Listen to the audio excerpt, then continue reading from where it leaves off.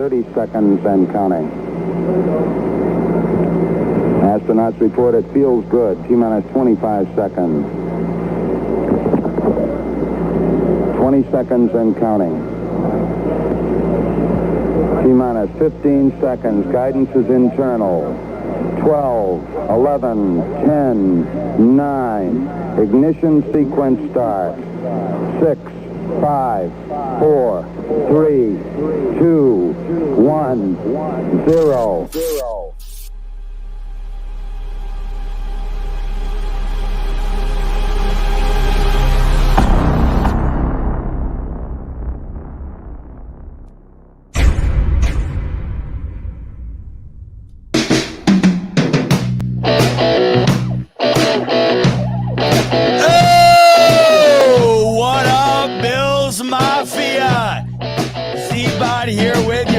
My color. I need my strobe. It's not working for me. We're still partying. I got the lights flashing a little bit at least. It's Draft Eve, ladies and gentlemen. Welcome into the Smoke Break live on the Buffalo Fanatics YouTube channel. We're one day away. We are 24 hours from this minute from pick number 1. The offseason, it's been long, but we're finally here as I try to get this light back to normal. There we go. I'm bright and ready to roll. Appreciate you guys tuning in as you do each week. Big one this week as we have the draft just 24 short hours away. And what better way to celebrate the big event than to do our very own mock draft tonight. We are going to be picking all 32 first-round picks, and I certainly can't do it alone. Let me say right off the bat, my draft knowledge, not overly impressive. If you compare me to Tilt Money and Judge, it's laughable. But of course, you have to do a mock draft prior to the draft. It's like a bracket before March Madness. You have to do it. It's an obligation. So of course, I am obligated to do a mock draft, and I needed some help doing it. So I'm bringing on a couple of Buffalo Fanatics finest. First up, we got Zach Vaughn, one of the assistant editor-in-chief for the Buffalo Fanatics. And Zach, pleasure to have you on, and I hope you're ready to play some GM with me tonight. Oh, I'm always ready to be a GM. I mean, forget about Madden. This is where it's at. Oh, Madden GM, that's just the warm-up, Z. We're here for the real deal. Tonight is where it all counts. All the marbles are out on the line. We got 32 teams to bring back to life. And you and I will be joined by the mighty Deol. It's my man Manny, bringing him in. All three of us with the fresh shaves tonight. Manny just got his done yesterday for the show. Thanks for joining me, fellas. Are you stoked for the draft? Give me your thoughts. Stoked. I'm ready to be GM. Screw Madden. This is the way to do it. Yep. Yeah, we're above Madden. Here on the Smoke Break, we don't need simulators. We don't need Madden because we know what we're doing, right? At least I hope you guys do. Because I'm going into this drive, but I'm going to be the host here. I'm hoping one of you two, or both of you, one of you can play Kuiper and one of you can play Todd McShay as I sit around and narrate the whole situation. Because as we know, we're going to be hearing a lot of this tonight, fellas, as we jump into the draft. Let's waste no time, boys. Let's get into it. We are doing all 32 picks, an entire first round, and we have no time to waste because we're less than 24 hours now away, and this might be the last mock draft any of us do, any of you guys see. By the way, in the comment section, please join in. We want to hear your thoughts. We are taking what you say into account. We are going to talk about each pick as it comes up, so please, upon each pick, give us your thoughts, what you think is going to happen. Do you see a trade at that particular pick? You have a dark horse at that particular pick. Let us know where your mindset is, because right now, Zach and Manny and I, we have not discussed this. We have not gone over this prior to the show. We are going into this dry, I guess you could say. We're going into, we wanted you to see the first cut. So join in with us as we have fun here with perhaps the last mock draft we see and do before the real thing gets underway. So here we are, boys. Courtesy of my man Zach Vaughn, had the he's got the big bucks because he's got the premium Draft Network account. So we're logged in. We can make trades. We can go crazy here. And let's get underway with the first NFL Draft wind chime to swing us into this one. We're going to select all of them, all 32. Typically the fast pace, right, boys? We don't need the normal, right? Is that what you guys do? Well, I guess technically it doesn't really Oh, matter. yeah, we're manual, so it doesn't matter, right? Pick, so yeah. As you can see, I've done about 100 of these. I know my way around. I'm not gonna lie, and everybody out there watching too, and this is probably the first time you're hearing it from me. I don't get into this really. The draft. The draft to me out of everything is least desirable because of the amount of uncertainty. I love everybody who gets into it deep because I enjoy listening to them.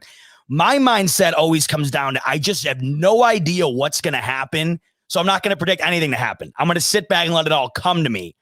But it's terrific throughout the offseason to have guys like Tilt, Judge. We had Joe Marino on from the Draft Network.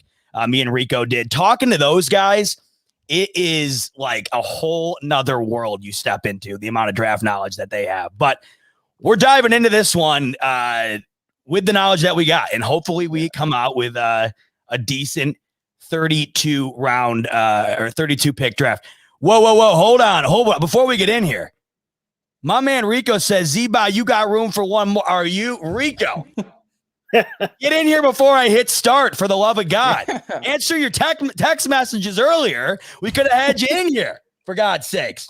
Let's give a pause for Rico. I want him in here because he's locked down. So he's is he? Probably getting, yeah, we in Canada, we're all locked down here. Oh, that's right. I forget you boys are up in the old Canada. Yeah, he's right? Way back. He's in the Rico. east, I'm in the west, but we're still dealing with the same stuff. So wait, where are you at in Canada, Manny? I'm in Edmonton. Okay. Hence, so you're a big time Oilers guy. That's right. I forgot about that. Okay. Yeah, hence the Oilers all the time too. Right. But right. Well, I got a soft spot for the Sabres, so don't worry, Buffalo fans. I got a soft spot for the Sabres. Well, I mean, as you know, Manny, but Buffalo, it might as well be in Canada. I mean, what's the difference? I mean, everybody who doesn't know the Buffalo area assumes we live in Canada. My girlfriend lives down near New York City. She thinks I live in Canada. So, right. You know. And hey, the Toronto Blue Jays affiliate is Buffalo Bisons, right? Like that's right. So that's another was connection. Playing up in Buffalo for a little bit during the pandemic there. Yeah. We already have a super chat, boys, and it's from one of my best friends, my old college roommate, who, unfortunately for him, is a Giants fan, and he says, "Here's my thoughts: Giants greater than Bills." Well, Christian, it's not 2011, so I'm gonna have to say no, and even then I might even not have said so, the way the run went for the Giants in the playoffs. I just want to add, like, the way that Daniel Jones runs and falls down, I don't know if they're greater than the Buffalo Bills if he's seen Josh Allen run. Well, I think the reason, Manny, he loves the Giants so much is because he runs very similarly to the way that Daniel Jones runs. Nails, as we call him, he's not the fleetest of foot. God bless him. No. But that's why he's a Giants fan. The poor kid. You know, all my friends, though, right? I got a bunch of friends who are Giants fans. They all are closet Bills fans, all of them, and they don't want to admit it. My best friend Josh is in here. My best buddy Nals. Look here's Josh right here. Bot got jokes. The only joke is your Giants fanhood, Jay Mays. I bring him to more Bills games than most Bills season ticket holders, and he wants to act like he's still a Giants fan, for God's sake.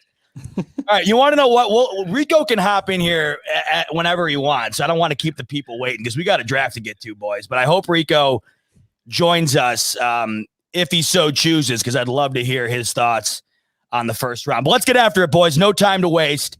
Let's kick it off. Starting draft, and here we are with the pick that I think has the most question marks surrounding it, boys, right? We have no idea what Jacksonville's going to get.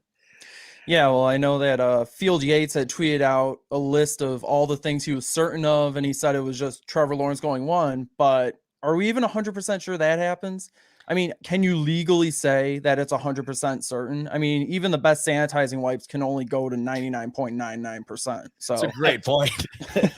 I would say you'd have to think if the Jags did anything but Trevor Lawrence, it would go down as the biggest shock in the history of the NFL draft. And boys, this is where it gets interesting this year for me, because it's a draft where we've known for so long what the first two picks were going to be that we haven't even really talked about the first two picks. You forget that Jacksonville's even picking number one. You already assume Trevor Lawrence is on the team. Yeah, with the amount of wedding gifts that the Jacksonville faithful have bought, you think that it's a done deal. Like, I think Trevor Lawrence, that's where he's going. I know that Zach is saying 99.99%. He might not, but like that, I think that's where he's going. It's already done deal. Well, like the sanitizing wipes, I trust him, and I think I trust Urban Meyer here to go with the pick that we all assume he's going to go with. So the first pick in the 2021 Buffalo Fanatics mock draft, the Jacksonville Jaguars select Trevor Lawrence, quarterback, Clemson. And like we mentioned, everybody, this is a foregone conclusion.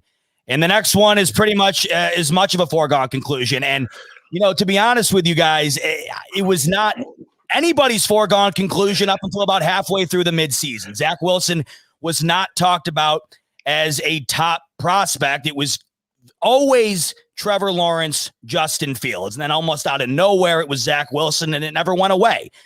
Your guys' thoughts before we make the pick, Zach Wilson at 2. What do you look at there, and how do you feel about the pick for New York?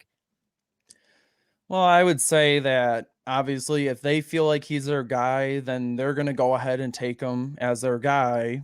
Whether or not I believe he's the second best quarterback in the draft class, I would kind of have to lean towards Justin Fields on that because, again, the proven commodity from Ohio State, has the same amount of athleticism, has a bit more of, a bit more production under his belt. But also, I just have to say, too, is like he was the foregone number 2 pick until a couple months ago. Right. So I'm a little surprised that really changed. But obviously, if they have decided to settle on Zach Wilson as their guy, then they're going to take him as their guy. Yeah, I agree with Zach. I think Wilson's been their guy from the start, majority of the time. I agree with Zach. I don't think he's my number 2. I love Trey Lance. I think Trey Lance is the really underdog that nobody's really talking about. He reminds me a lot of the guy up in Buffalo that could do some damage. But if that's the guy they want, that's the guy they want. But, I agree. Fields could be a better choice than him, really, at this point. It's very interesting. I just found it incredibly intriguing, this whole situation with the Jets. I was in the camp of New York trading down, accumulating as many picks as they possibly could, and then keeping Sam Darnold, because to me, that felt like the best way to get the franchise back to competency. But instead, you move on from Sam Darnold, start back at phase 1. It seems like they're head over heels in love with Zach Wilson. I had heard earlier today, I believe, from Mel Kiper on the Dan Patrick Show, that if the Jets would have been at 3rd, they would have kept Sam Darnold, assuming Zach Wilson would have been gone, and they would have orchestrated the draft through there. So clearly their love for Zach Wilson is massive, and that's why they're going to be taking him at number 2. The AFC East is going to be insanely interesting this year. The quarterbacks that we could be seeing, especially, and we'll get into it, of course, throughout this draft, if New England gets one, a young Tua, Zach Wilson, and, of course, Josh Allen. It's going to be one of the most fascinating quarterback classes in regard to division in the entire NFL. So going to be fun to watch, but it all starts tomorrow when the Jets take their guy. And that, of course, is going to be Zach Wilson, the quarterback out of BYU. All right, boys, number 3. And this is where the draft, this is where it starts. This is where the draft really begins. And Kyle Shanahan has been having a field day, making people wonder who the pick is going to be at 3. Now, the smoke screen this week is it's been narrowed down to 2 choices, Mac Jones and Trey Lance. Am I the only one here who thinks that might mean Justin Fields is in play? I personally, what I've heard is that Kyle Shanahan seems to lean towards Mac Jones. He likes Mac Jones' capabilities in his kind of system of offense, but the personnel department seems to be leaning on Trey Lance, and they see maybe And sometimes when you see something the year before, you see a Josh Allen, you see what he can do, and you start falling in love with that. And a personal department's like, oh, I wish I had that too. And they start leaning towards that. So it's a tough thing, but I can see, and Mac Jones, he has the capabilities to fit that style of offense that Kyle Shanahan's been running. And it was really interesting them moving up. I was surprised because I thought you'd give Garoppolo another chance. He's had injury prone seasons, one healthy season. He's been pretty good. So I was quite surprised, but I think he leans towards Mac Jones. If it really depends if Kyle Shanahan wins that argument in that draft room. Right. Zach, your thoughts at 3? Yeah, I would say, obviously, everyone's talking about Mac Jones, saying that he's very similar to quarterbacks that Kyle Shanahan has worked with in the past. And of course, using his past to try to predict what they're going to do now. But a good offensive mind evolves with the NFL. So while everyone may be saying it should be Mac Jones, in my opinion, I think they should go with Trey Lance or Justin Fields. You get the added athleticism. They're just as promising, probably even better than Mac Jones, because they have that added athleticism. It adds a different dimension to it. So I would almost say that maybe the personnel department might try to win out on that. And if that's the case, then that means Trey Lance, even though I still think that Justin Fields should probably be the second or third quarterback off the board. The wild thing to me about the Mac Jones situation is that if the 49ers don't take Mac Jones, who does? He could either go at 3 or, to me, he falls out of the top 10. That could change, of course, after today, Carolina dealing Teddy Bridgewater for a box of Cheez-Its. They're definitely going to be looking at that position to fill it in, I'm sure. But Mac Jones, no one's high on him in the media, at least, other than the 49ers. It's really tough to lock in right now where we think the 49ers are going to go. And as of right now, I don't think anybody, even the closest people to the organization, know exactly who they're going to get. Here's my take on it. You don't trade up to number 3 unless you know for a fact that the guy you want is going to be there and you already know who he is, right?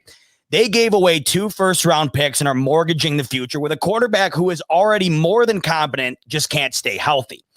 So to me, Kyle Shanahan has led everybody to believe this week that they are still up in the air as to who they're going to take.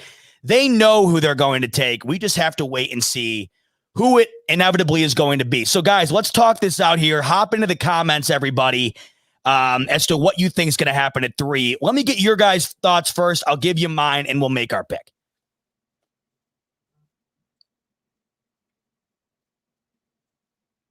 You guys there? Yeah. Sorry. So good. All right, cool. I was like dead silence for like 8 seconds. Sorry about that. No worries, boys.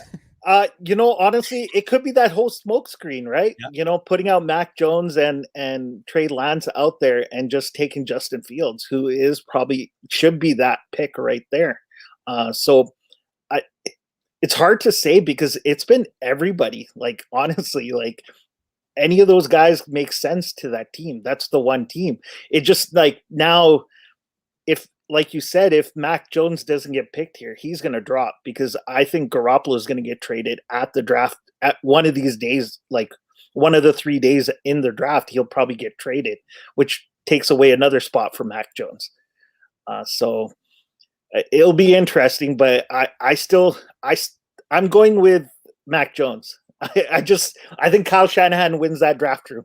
I think he's there for he's the man, and they're going to go with the guy they brought in to lead this team. Well, I would say that, again, you brought up a couple interesting dynamics in this decision. In that one, we were talking about whether or not Garoppolo gets traded, because if Garoppolo does get traded during the draft, you're going to need that rookie to start right away. And I feel like that the most polished of the 3 quarterback prospects out there would be Justin Fields. So Fields would be the pick if, assuming they are trading Garoppolo away. If they're not going to trade Garoppolo away, then you could probably go with Mac Jones or Trey Lance and have them sit behind Garoppolo for the year and then move on from him. and go with the youngster. But I would say, assuming that the rumors are true that Garoppolo is going to be traded, you got to go with Justin Fields here. Very interesting to see how it plans out. I think we have it narrowed down to 3. My man, Truth Two Hearts, comes in with the super chat. The 49ers will get Justin Fields. They will push the quarterbacks they don't want, so the Jets won't reconsider. I doubt the Jets are reconsidering anything. It seems like it has been Zach Wilson for the longest time now. I think it would be a PR disaster if they go with anybody else. But I think at the end of the day, Zach, you think Justin Fields? I think Justin Fields, as of right now, I think Kyle Shanahan is a genius in that way, where he's got everybody on the hook for somebody that is they're not going to wind up taking. So are we cool with going with Justin Fields here at the 3rd spot? Yeah, I think so. Like I said, Mac Jones, because I just feel Kyle Shanahan, if that is truth, Kyle Shanahan will win out. But Justin Fields makes the most sense at that spot. Let's do it, boys. The pick is in.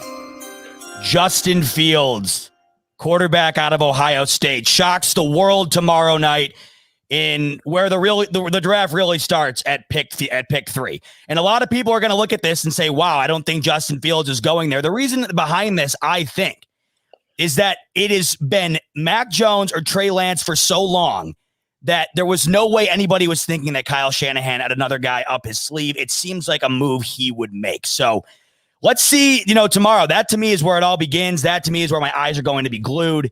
But we go with Justin Fields at pick 3. It gets even more interesting right here at pick 4, guys, because the Atlanta Falcons are the first team in the draft in 2021 where we know that, or we don't know rather, what position is going to be taken. The first 3 we know for a fact are going to be quarterbacks. We know who the first 2 are going to be, and then the third one is up for anybody's debate. Atlanta could trade down. They could go Kyle Pitts. They could even go quarterback and try to replace Matt Ryan. Many different angles here that Atlanta could take. What are your guys' thoughts as to what Atlanta does tomorrow at the 4 spot? Well, I'll start off with probably the easiest thing to say is that I don't see them taking a quarterback here because Matt Ryan's still under contract for 2 more years. And it's an expensive price tag. And considering they're picking at number 4 overall, that would just add more money onto that cap, which I'm pretty sure that they are not in a position to take on any more unnecessary. Yeah, they're locked in for Matt Ryan for a couple of years. His cap hit would be ridiculous if they wound up moving off of him. Yeah, Manny, your thoughts? Yeah. They do need a quarterback of the future. Mm-hmm. Like Matt Ryan's getting up there in age, and if you look the last couple of years, his numbers have been dropping too. And they're looking to trade Julio. So if they're trading, if they do trade Julio, every year they come out and they're like, we're listing offers on Julio, and they never do it. But I think if Julio does leave, like it's even more important to take a tight end like Kyle Pitts, and have a weapon there that is a long-term weapon, and it's the future. And I think quarterback. Eventually, they're going to have to pick a quarterback one of these years. Right. But for now, I totally agree with Zach. Yeah, I'm in agreement with Zach, too, in the fact that I just don't think right now you can go quarterback with the season Atlanta had last year and the fact that Matt Ryan has 2 years left at a very, very expensive contract. They need to build around him if they want to win anytime soon. It just seems right now, guys, either they trade – and that trade will be, it'll be a ransom. If they get somebody to come up to 4, they will get a load of picks. But it seems to me, guys, that Kyle Pitts is the pick here if Atlanta does not trade down. Are you guys in agreement with that? Let me throw one thing in here. Yep. The one thing is that Matt Ryan got pushed around a lot this past couple of years. And, I love the offensive linemen. Like Sewell is really looking good right there at 4. Mm-hmm. So they could potentially go offensive tackle there and give some protection, especially if Julio's still staying, and give him protection and maybe try to win now mode kind of thing. So that's my only thing, but I agree. I think Kyle Pitts he's a weapon. He's a once-in-a-lifetime weapon. Yeah, I would agree with Manny here. And actually, that does bring up another compelling decision here. Do you take Kyle Pitts and improve the offensive weaponry around Matt Ryan? Mm-hmm. Or do you take Penei Sewell and try to shore up the offensive line for him and presumably whoever replaces him in the future, regardless of whether or not Julio goes, which I personally do not think Julio's going anywhere, because from what we've been hearing, it's really just been more of teams have been calling and they said, oh, well, we'll listen. Right. It's just nothing concrete. It's the season of lying. I don't believe those for a minute. Yeah. So it's every year too. Like every year they have a Julio. So I think we've narrowed it down to, I think, 3 choices here. Either you trade back, you go Sewell, or you go Kyle Pitts. Guys, we're on the clock here. What do we do? What do we do at 4 with Atlanta? I go Kyle Pitts. I'm thinking the same. Yeah. Kyle Pitts is one of those guys this offseason that has been talked up so highly. I haven't heard a bad thing about Pitts this entire offseason. So the fact that, Atlanta's in a position to get him at 4, it seems the way he's been talked up, you don't want to pass it up. So the pick is in, boys. Kyle Pitts, tight end out of Florida, goes to the Atlanta Falcons at 4. All right, number 5 on the clock, the Cincinnati Bengals. They get a healthy Joe Burrow back this year, and they are looking to get rolling. I mean, obviously they've been in the rebuilding process, and they think they got their guy, and now they're just trying to add weapons around him. I think we all know, guys, this one's coming down to 2 picks. It's either going to be Penei Sewell, or it is going to be Jamar Chase out of LSU, because, of course, Joe Burrow played quarterback with Jamar Chase, and they were an absolute electric duo in college. So I think it's all but down to those 2 guys now. Where do you see Cincinnati going at number 5 tomorrow night? I think they have to go. Oh, sorry. That's okay. Go ahead. Don't fight each other now, boys. They have to go Sewell. I mean, you basically said the reason when you introduced the pick. Burrow is healthy, but in order to be healthy, you had to have been he was injured before. He tore his ACL, and it was because of terrible offensive line play. Yes, they brought in Riley Reif. Yes, they have Jonah Williams, but they need as much help as they can get for Joe Burrow. Otherwise, he won't be able to get a throw down the field to whatever receiver is catching the ball. Right. So it has to be Penei Sewell here. Yeah, especially after that gruesome injury he had last year. Like, the guy, I felt bad for him watching him last year, just trying to make a play and running around and just trying to save himself.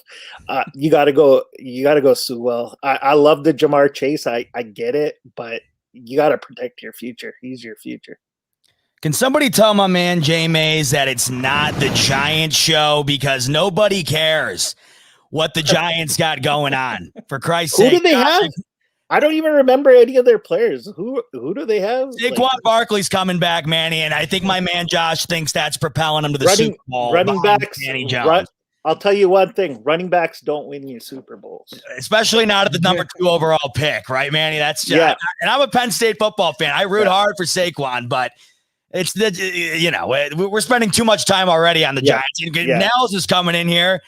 Now Nels is a big fan of the Gorge out in Washington. We're going to see Dave Matthews there on Labor Day weekend. So at least he understands that going to see Dave Matthews at the Gorge is better than watching a Giants game. I think we can all agree with that. So Nels, at least as a Giants fan, you recognize that.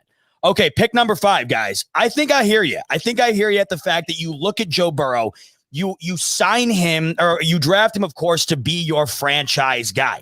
Here's where I look at the tackle position and wonder if they do wind up going with Jamar Chase. Do they think that they can get a tackle early in the 2nd round that might not be as good as Penei Sewell, but good enough to protect Joe Burrow while also getting a weapon that he has used in college so beautifully that you almost can't deny that you have to have that on your team if you're the Bengals management? Where do you think they're at with that right now? And where would you lean? Would you go to the 2nd round knowing you need to fix the tackle position, keep Joe Burrow healthy, or would you just take it right off the bat and get it out of the way?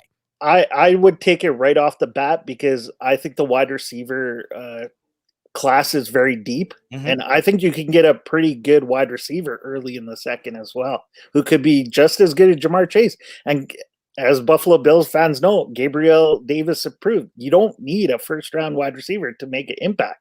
You can get one of those guys later on. And I think, they got Jonah last year. He was hurt for a bit, I believe, as well. You bring in a Sewell with him, like, I think you got to protect your future. He's your future. And if he's not protected, who cares who the wide receiver is? Because who's he going to catch the ball from? It's a good point, Zach. Are you in agreement? Are we good to go with Penei Sewell at number 5? Yes, you got to protect the franchise quarterback. It's a deep receiver class. Get someone in the second round. I mean, look what they did last year. They got T. Higgins in the second round. They didn't try to trade up and get Justin Jefferson or something. They waited until the second round and a guy fell into their laps. And it's pretty easy for a guy to fall into your laps in this receiving class.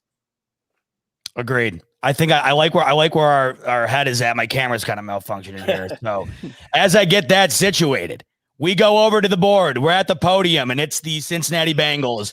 The pick is in at pick number 5. The Cincinnati Bengals take Penei Sewell, offensive tackle, out of Oregon. Okay. And one of the guys down there in our comments just posted that it's going to help Mixon as well. It helps their run game getting a Sewell, not just protecting your franchise. It helps your run game too, getting a guy like that. So yeah, I mean, Penei Sewell could definitely be a game changer on that line when you have a young quarterback who's already been injured. It is the safe pick.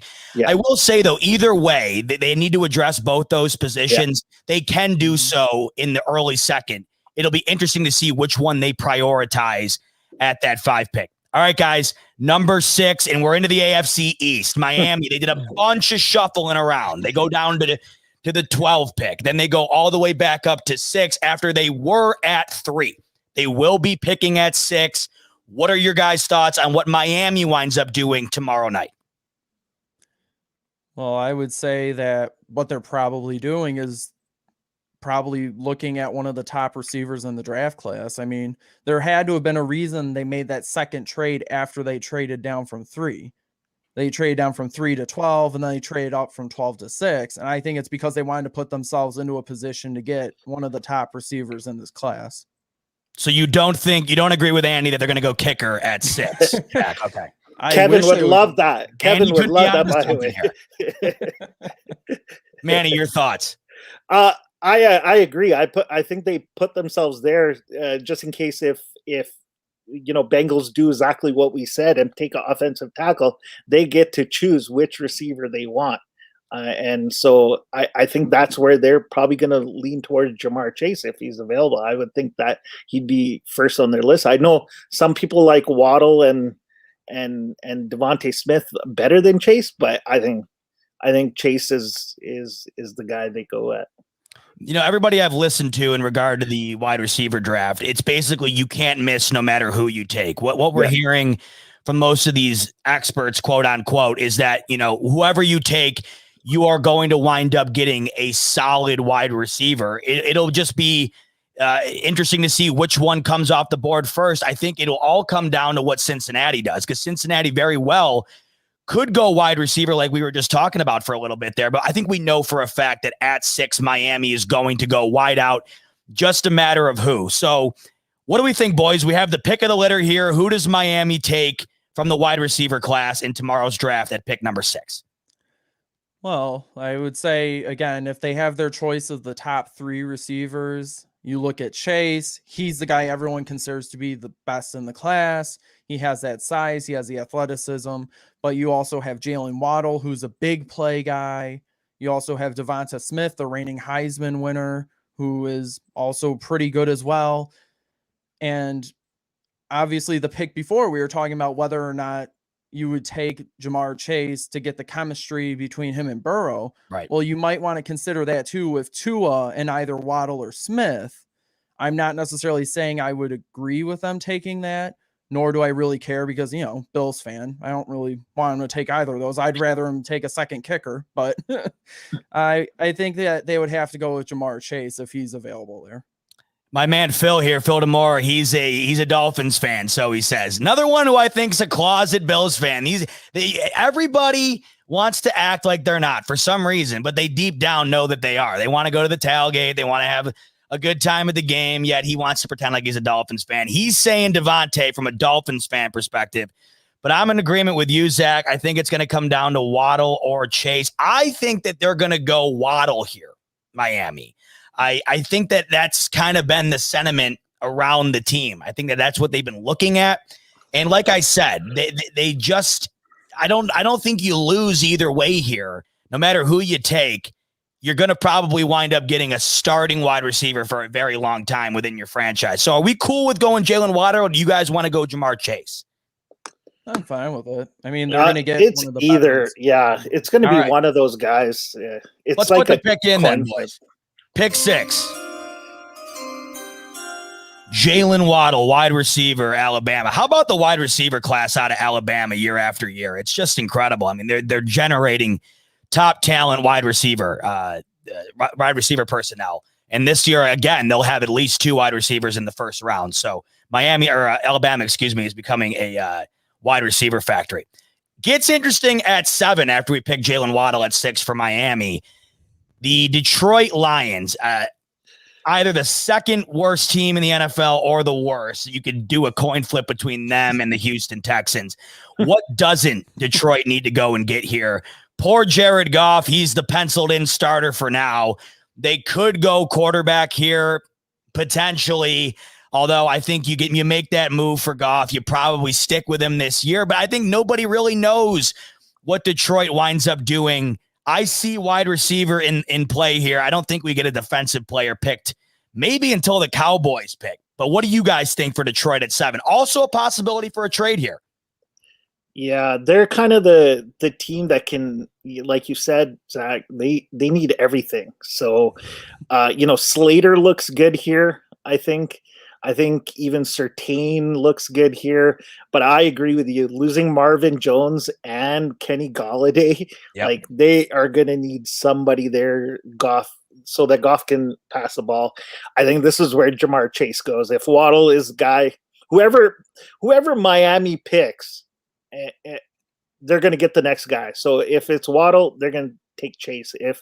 If Miami takes Chase, they would take Waddle, I think. I'm in agreement. Zach, your thoughts? I totally agree because they need so many things, but they need to replace those wide receivers. You got to replace Golladay. You got to replace Marvin Jones. I know you can't replace both of them at pick 7, but you can go ahead and just take the best receiver available. And in that case, right now is Jamar Chase. Very well could see a trade here, but the way our board's playing out, guys, 3 quarterbacks off the board, and there hasn't been another quarterback taken since, and we still have Mac Jones. We still have Trey Lance. I think most teams are in assumption that Detroit is probably not going quarterback, so I wouldn't trade here in this particular circumstance the way our board is laid out. I would go wide receiver, and we're all in agreement there. So the pick is in. At number 7, Jamar Chase, wide receiver, LSU, is off to Detroit, catching balls from Jared Goff. That's going to be a tough watch this year, fellas. The Detroit Lions. It's going to be a tough watch. That's an interesting pick because it really depends what Cincinnati does. Because if Cincinnati takes a wide receiver and then Miami takes another wide receiver, all of a sudden Sewell is available for Detroit, right? So, and I don't know if you can give up Sewell now. And so it's a really interesting spot Detroit is in.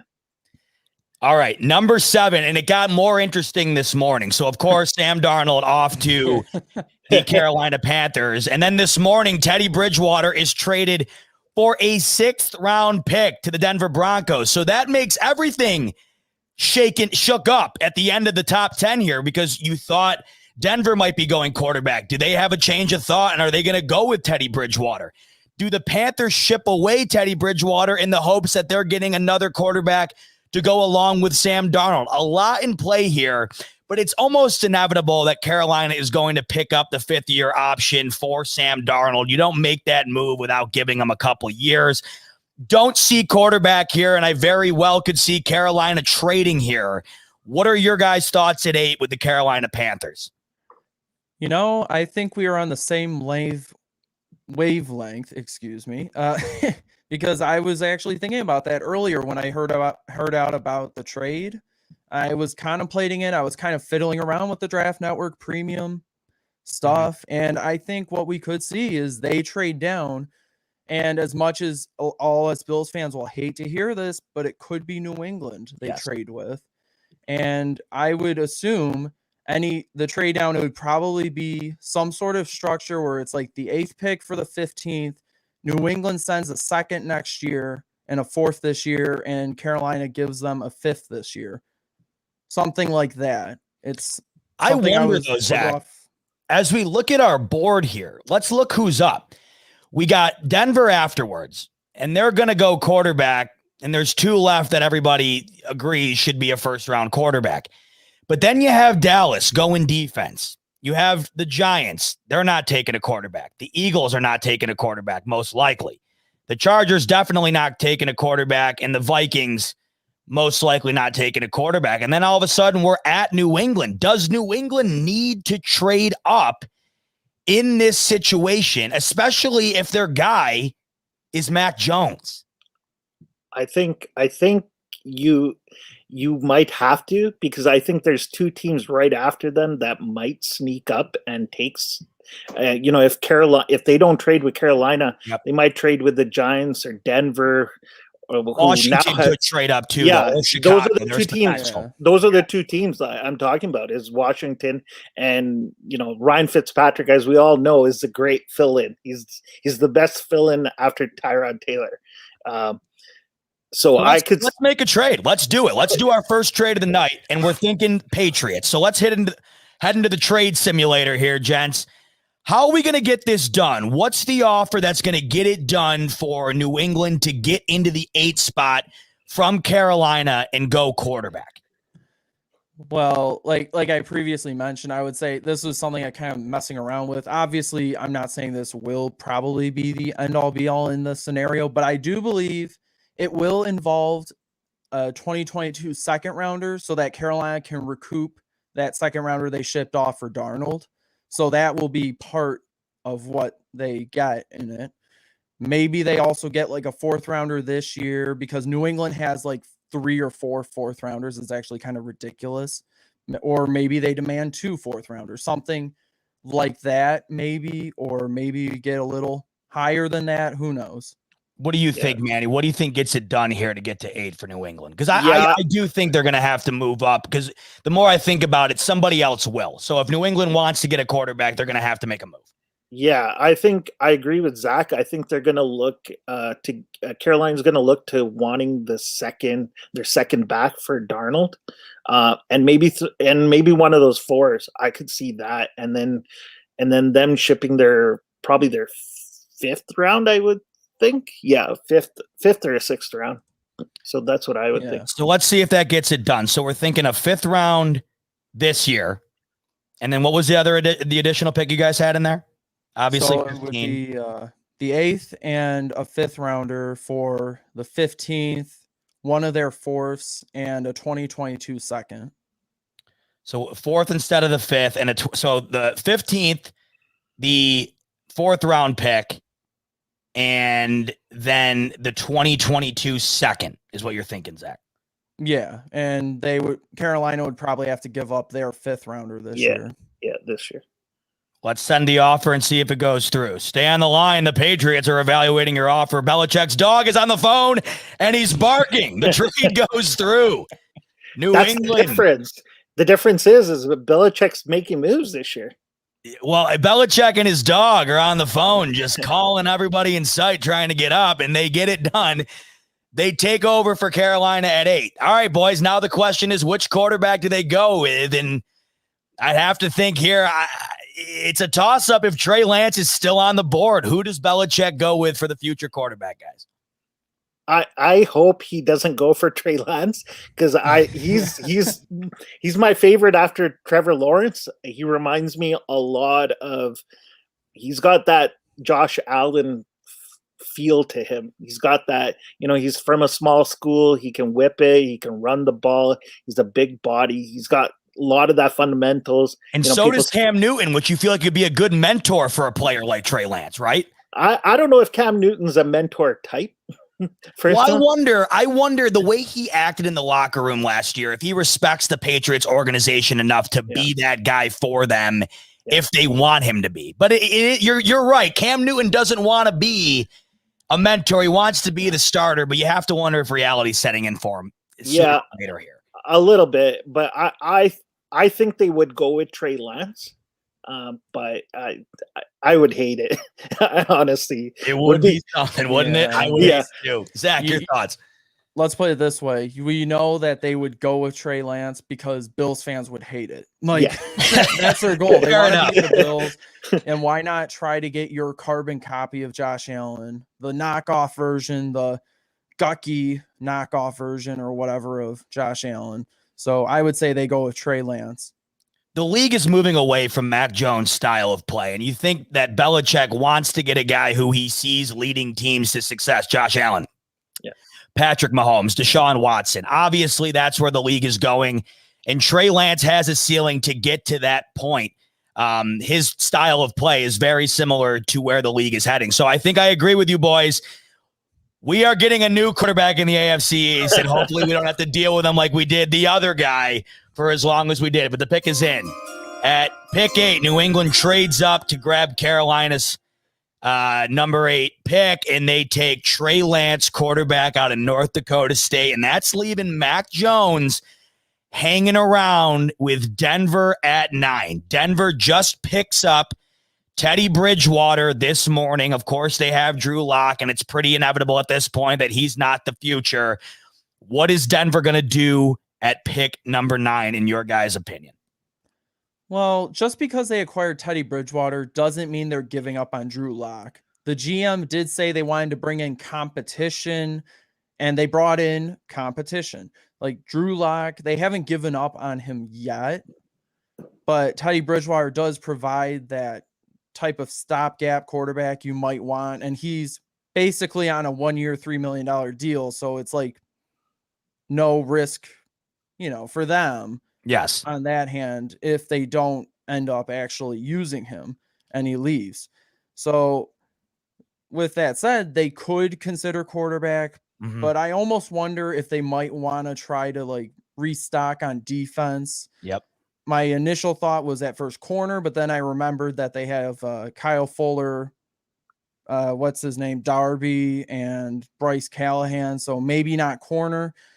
I know inside linebacker might be a bit of an issue for them, so maybe a Micah Parsons here. And linebacker is their number 1 overall need according to the board. Micah Parsons could be the pick. Do you see a trade down scenario here? Well, it is also plausible too. I mean, if they don't necessarily think that they need to draft anyone and want to build up for the future, trading down would be smart. Thoughts, Manny? Yeah, I kind of agree with Zach. I don't think they're going to take a quarterback. I think they're going to give Drew Lock another chance, and I think that's why they bring in Teddy Bridgewater, just in case injury, or have a veteran guy back there for him as a mentor as well. You got to remember also, Lock lost his number 1 receiver in the first week, right, in Cortland Sutton. So him coming back with, Hamler and all those guys, they could have a bounce back year. Locke could have it, and he's got a good running backs. I personally think, I agree with you. Cornerback was their need, and now I don't think it's their need. Matt Livingston is making a great point, though. When you do have to play Patrick Mahomes twice a year, you have to draft differently than other teams. So maybe that is why corner is of the emphasis for Denver, perhaps. Yeah. And I see this is where there's 2 guys that scream Broncos to me right now, and that's Patrick Surtain and Rashawn Slater, the offensive tackle from Northwestern. Either you protect Locke, and you build that run game behind with Melvin Gordon, and or you go with Patrick Surtain, and you got now 2 guys shut down. Basically. I'm thinking corner, either Surtain or Horn. Should we go Surtain? Because either way, I think whoever doesn't go here goes to Dallas at the corner position. I love Surtain. I think physically, he's the best player in the draft. What do you think, Zach? You go with Surtain to Denver at 9? Yeah, exactly. Yeah, I'm totally fine with it. And I totally understand. Yeah, you're playing Patrick Mahomes twice a year. You need to stockpile on defense. So Patrick Surtain, go for it. And I think we already figured out who's going to be the next pick as well. Yeah. Let's do them back to back. So pick is in at 9. Patrick Surtain goes to Denver, and it's going to be 2 corners right off the bat at 9 and 10. Before I pick the Dallas pick, here's an interesting stat I heard earlier. This will be if this happens right here, this will be the longest the draft has gone into without a defensive pick since 1999. So if the first 8 picks wind up being offensive players, which it clearly seems like it could wind up being, it's going to be a historical draft for offense. But it is quite obvious that Dallas needs a ton of help on defense, and that's going to start at the corner position. So we will give them J.C. Horn, the cornerback out of South Carolina. And that brings us to the Giants, who are interesting to me because they could move up or down, guys. And we have a lot of Giants fans, quote unquote. And by the way, I saw something here earlier. I think I saw a Cowboys fan creep in here. My man, Dave Buddy. The Buddy. He says Cowboys to the Super Bowl. Well, first win your division for the first time in God knows how long. And then perhaps we can talk about Super Bowl day, buddy. With a winning record, by the way, not a losing record. Actually, Win the division with a winning record. Yeah, how about that? Right, that's easier said than done in the NFC least. Yeah. Actually, I think he said they will be going to the Supper Bowl. Which Yeah. means they'll probably be at home eating dinner on that night, which is after a round of golf. Wait a minute. I think I just saw something pop up on the bottom of my screen. But I'm being told to wait a minute. I got a surprise coming for everybody in just a second. Before we get to that surprise, let's pick the Giants at 11. I'm hearing they could trade up. I'm hearing they could trade down. I'm hearing they could stay put. They have their quarterback in Daniel Jones, so they think. They just went out and got Kenny Golladay. They have Saquon Barkley coming back, and they had a decent defensive squad last year. They put together a good defensive outing last season. Riddled with injuries, and in that division, it was just a tough year for every single team in the NFC East. So what do we see the Giants doing? I could still see them getting another weapon because Daniel Jones does need all the help he can get, and it just seems when you look at the Giants, their offense is sorely lacking. They need firepower. What do we think the Giants wind up doing here? Trade up, trade down, stay at 11, and go with somebody. What do you guys think? I honestly think, they got wide receiver. I believe they got Galladay this year. So now they got Galladay, Slayton, and Shepard at wide receiver. Evan Ingram's a really good tight end. I know as a Buffalo Bills fan, I would love him as a tight end. Barkley's back and healthy. I think Daniel Jones can take the next step. What they need for him to take the next step is an offensive lineman. And I think this is where Rashawn Slater looks really good right now to help Barkley and Daniel Jones. I really do like the mindset. Zach, your thoughts? Oh, I totally agree. I mean, they don't need more firepower. They just need to be able to keep their quarterback upright. And I know they drafted Andrew Thomas in the first round, I believe, last year. But they need all the help they can get on that offensive line. Nate Solder's coming back. They probably, I don't know whether or not he'd still be good. They also need some interior help, I believe. I know they have that Will Hernandez. What are your thoughts on Devontae Smith, though, boys? Because I have almost forgot. I'm getting reminded here. The thing is, Devontae, they have Slayton. They got Slayton, Shepard, and Galladay. If they didn't get Galladay, I would think that Devontae Smith is perfect for that position. But getting Galladay, who's already proven, it's kind of like, with the last year with the Diggs and Minnesota trade, right? Minnesota, we got a veteran.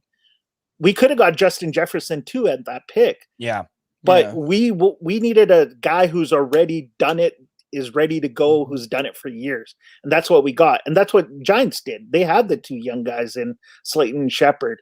They needed a vet guy who's done it, been there, done it. And they went and got that. So I don't think they need Devontae Smith. I think they really need a Slater here. So let's do the Slater, boys. Let's let her rip.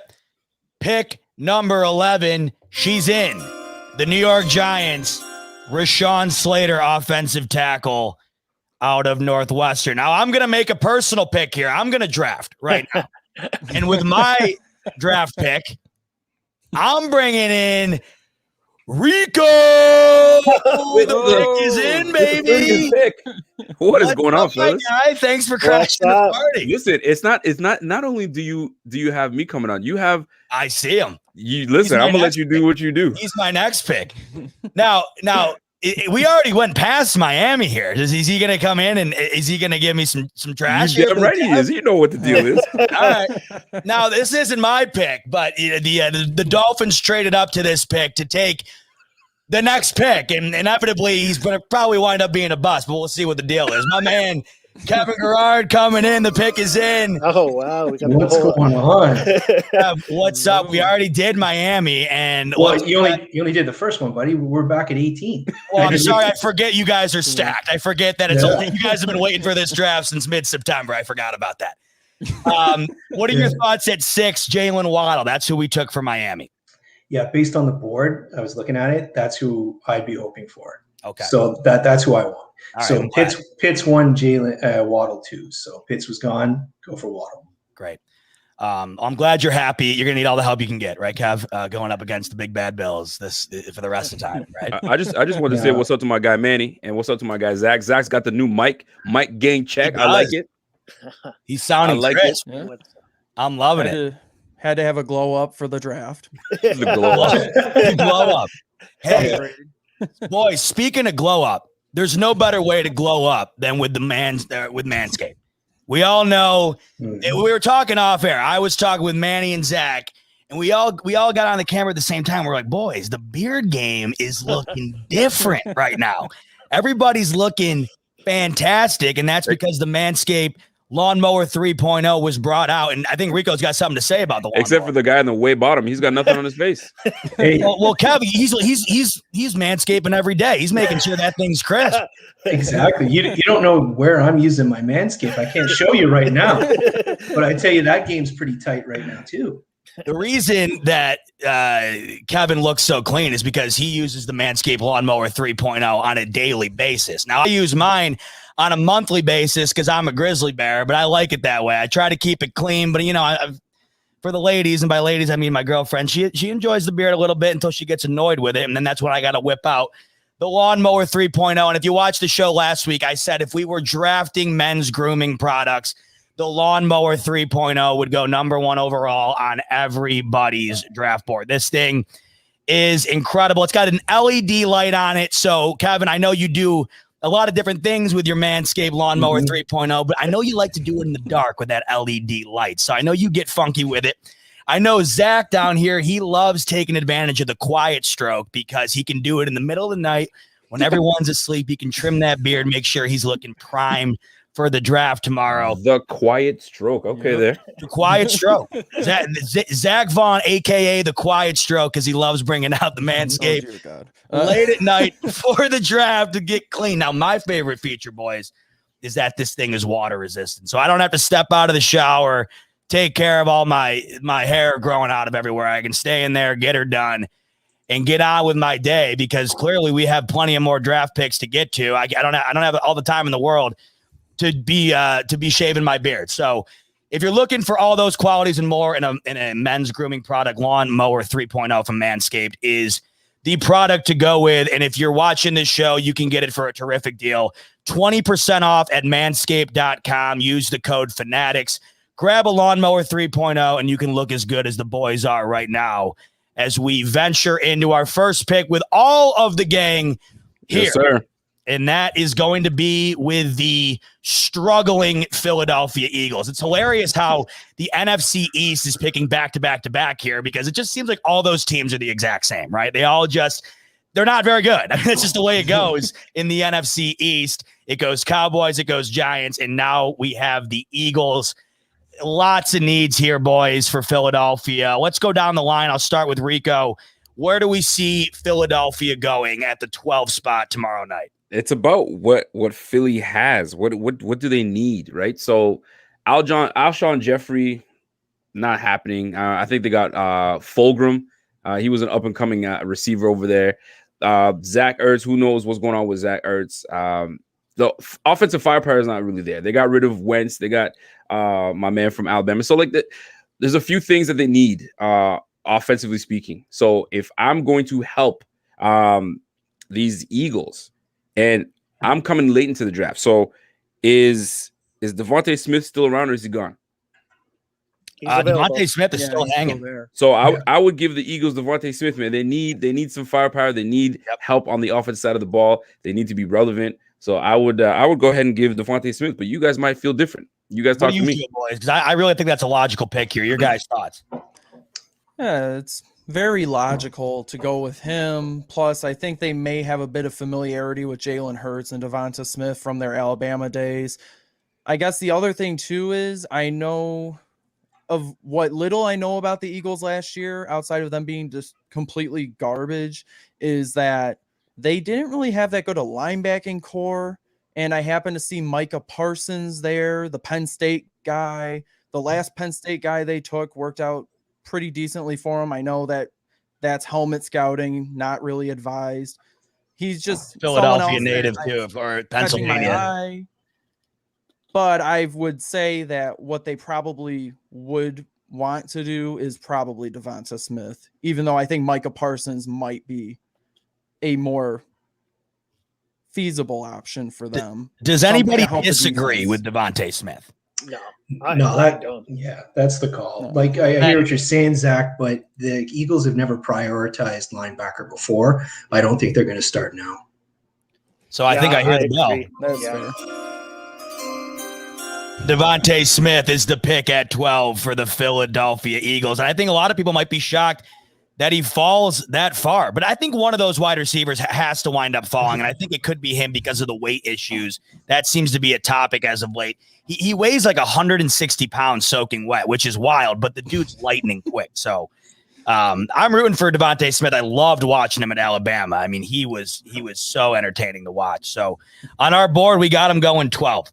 All right, guys, 13, the LA Chargers, and I really do think that they are going to be real good this year. The Chargers have the right pieces in place. I think Justin Herbert is going to be a superstar. He already was last season, and now they have an entirely new coaching staff, and this is their first pick to get things back on track. Pause for a minute because, my good God, Jeff King. Wow. Jeff Wow. King. There's the bell. Smoke him up. Smoke a whole pack, Jeff King. Great show, guys. Jeff. Everybody bow and say thanks to Jeff. He's the man. Thank you, Jeff. That's our guy, Jeff, man. Appreciate that. Pressure's on, Jeff. I think he wants us to take a certain guy at 30, perhaps. Let us know, Jeff. No promises, but I think that might be bribery, maybe. Maybe not in the running back department. Who knows? But thank you, Jeff. Appreciate you supporting the show, man. It means a lot. Just wanted to go back. Who did the Dolphins pick with the 6th pick? Jalen Waddle at 6. Kevin, how do you feel about that? Oh, he asked me. I said that's who I want. Okay. Yeah. Got it. Yeah. Proceed. Yeah, Kevin was good with it. I was shocked. He was really happy. Before we go, I wanted to ask Kevin if Cincinnati, instead of taking Sewell, took Waddle there, or Jamar Chase, like which guy would you want if Waddle went to Cincinnati? Who would you want, Chase or Smith? It's tough. I think Chase is a better prospect, but his skills are very similar to kind of like what Parker does. Like he's a contested catch that's guy. What I was thinking. So I'd still take Chase because I think he's a better player, but I would understand if they went Smith because they could put Smith in the slot and keep Parker and Fuller on the outside. Yeah. What are your guys' thoughts at Justin Fields at 3? That was definitely our most controversial pick. What are Rico and Kevin thoughts? I will tell you this. Bobby hates it. He absolutely hates How it. pissed is Bobby? He said you guys ruined the draft when you guys didn't put Fields there. He was not happy about it. And he's gonna let you have it. I kept on thinking that he might go Mac Jones, Zach, double Zach here. The double Z gang, yeah. The double Z gang. We're leaning towards that it was a smoke show to take Fields, but I've been hearing that Shanahan really likes Mac Jones. Personnel loves Trey Lance, so. So maybe Fields is the ultimate compromise. Yeah. Maybe that's why they go with him. Who knows? I'm so interested to see what the 49ers do. Yeah. I'll tell you right now, man, Bobby was heated. He was not happy. I don't want Bobby mad at me. He's ready to pull your card. Cancel the show. Cancel the show. Is that what Bobby said? Because I'm gonna have to have some words with him because he's got all my email information. He's gonna start sending me those phishing emails and get me all spammed out and what. All right, let's get back on track. 13 guys. Chargers. There's no denying it. With the 7-team format in the playoffs now for the AFC, I really do think the Chargers are going to be in play for one of those spots this year, and they're looking to add to their team in the draft at 13 and get even better. Where do we see the Chargers going at 13 to take that next step? Either Darisaw or Vera Tucker. Okay. They need offensive line help. You can't go another year with Sam Tevi playing on the offensive line. Like, their offensive line is awful, you know? So if they don't, I wouldn't shock me to see them trade up for like a Penny Sewell or something. But if they stay where they are, I think that it's either Vera Tucker they're throwing at guard, or they take Darisaw as a left tackle. Personally, I'd go with Darisaw. I'm with Kevin. Darisaw. I'm with Kevin too. Darisaw. Yeah, tackle seems like a logical choice. I mean, it seems like the Chargers have plenty of firepower on offense. Building around Herbert seems like a good move. So the pick is in. Christian Darisaw, offensive tackle, Virginia Tech at 13. You know, the Minnesota Vikings to me are just one of those teams. Don't you just like forget about them? Don't you forget about Minnesota? They're just one of those teams I just forget about. They're so bland. They're like, you know, they're just kind of boring. But they're at 14. They're like the Utah Jazz. Yeah. They're just kind of like, you know, They're just there. They're just there. But they're at 14. And they're looking to try to get back into the playoff race. It's been a couple years. And, you know, Minnesota is one of those teams where they have an off year, then they have an on year, and an off year and an on year. Where do we see Minnesota going at 14? Could go offense or defense here. It's really up in the air. I like Jalen Phillips at the edge from Miami. That's who I see them taking. They really need that D-line help. So that's my choice, but obviously everybody has theirs. I'm going to sit here because I feel like their offense really took off with Cooks. What am I saying? Am I saying Cooks? Running back. Dalvin Cook. So, Dalvin Cook. So you got to keep that up. You gotta help out one of your best assets. I mean, they don't have Stephon Diggs anymore, and you saw the frustration rising with Thielen. He was getting a little frustrated, right? So you help your team with O-line, right? You give your quarterback more time, which makes your receiver happier, and you open up holes for your beast of a running back. So I have seen with the mock drafts I've done and kind of reading up on some stuff, it seems as though Mr. Elijah Vera Tucker might be one of the picks. I've seen him going there or Cardinals. So if you're going to help your O-line, you got to go with a beast O-line. So I go Tucker. How are we feeling about it, boys? I completely agree with that pick. Elijah Vera Tucker. I would also, like, going back to the Chargers pick, Kevin took the words right out of my mouth. It was either going to be Darisaw or Vera Tucker. You take Vera Tucker. He's one of the better interior offensive line prospects. Try to help your offense protect Cousins, protect Dalvin Cook, help keep the offense going. You got to go with them here. Pick is in. Let's make it happen. Elijah Vera Tucker out of USC, the O-lineman, is off to the Minnesota Vikings. And now it's the Carolina Panthers who traded down with the New England Patriots. You guys missed this, Rico and Kevin. Patriots traded up for their guy, quarterback of the future. They went with Trey Lance at 8. So the Carolina Panthers are back down to 15. Interesting. With their boy, Sammy Darnold. What do you think they do here at 15, boys? This would be a good spot, maybe for Micah Parsons. You get that kind of Luke Kuechly replacement. This is also a good spot for who are the corners left? Well, Bradbury left, so sorry, Surtain and Horn are gone. Okay, yeah, so Greg Newsome would be next on the board. Yeah, it's too. I don't know if that's if Newsome's his time yet. Yeah, I could really see them. Mac Jones. You wonder at 15 if Mac Jones would be in consideration there. Why? They got Sam Darnold. What do you need Mac Jones for? No, honestly, I'm not even trying to be a fool. Yeah. I'm not even trying to be a fool. Like, what you gonna waste a pick on Mac Jones for? Are you kidding me? Well, they wasted God knows how many millions of dollars on Teddy Bridgewater to trade him for a six. I don't know what's going on in Carolina. I mean, they got their quarterback now, right? So I just don't see Mac Jones. That's why they traded down inevitably. Yeah. So what do we think? We thinking tackle with Leatherwood, maybe try to protect Darnold for once in his career, or this is a tough one, man. It really is. This in Arizona are tough. Is this where Washington and Chicago maybe trade up again, and Carolina drops down a little bit more and gets more capital for Mac Jones? You mean? Yeah, for Mac Jones. Yeah, where Washington. I wonder if Carolina trades twice, though. That's the thing. Yeah, I don't know if they would do it twice. I mean, I think that, to be honest, I was kind of thinking, like, if I were the Panthers, I was thinking, oh, we could have gotten Elijah Vera Tucker at 15. Like, that he probably would have been my pick for the Panthers at 15.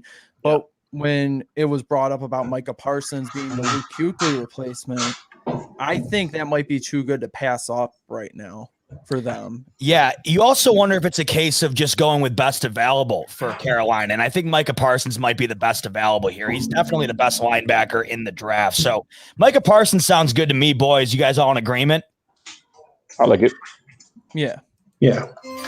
Nick is in. Micah Parsons goes to the Carolina Panthers at 15. Are one of you guys bowling over there? Is somebody bowling or boxing or something over there? Bowling. Alley?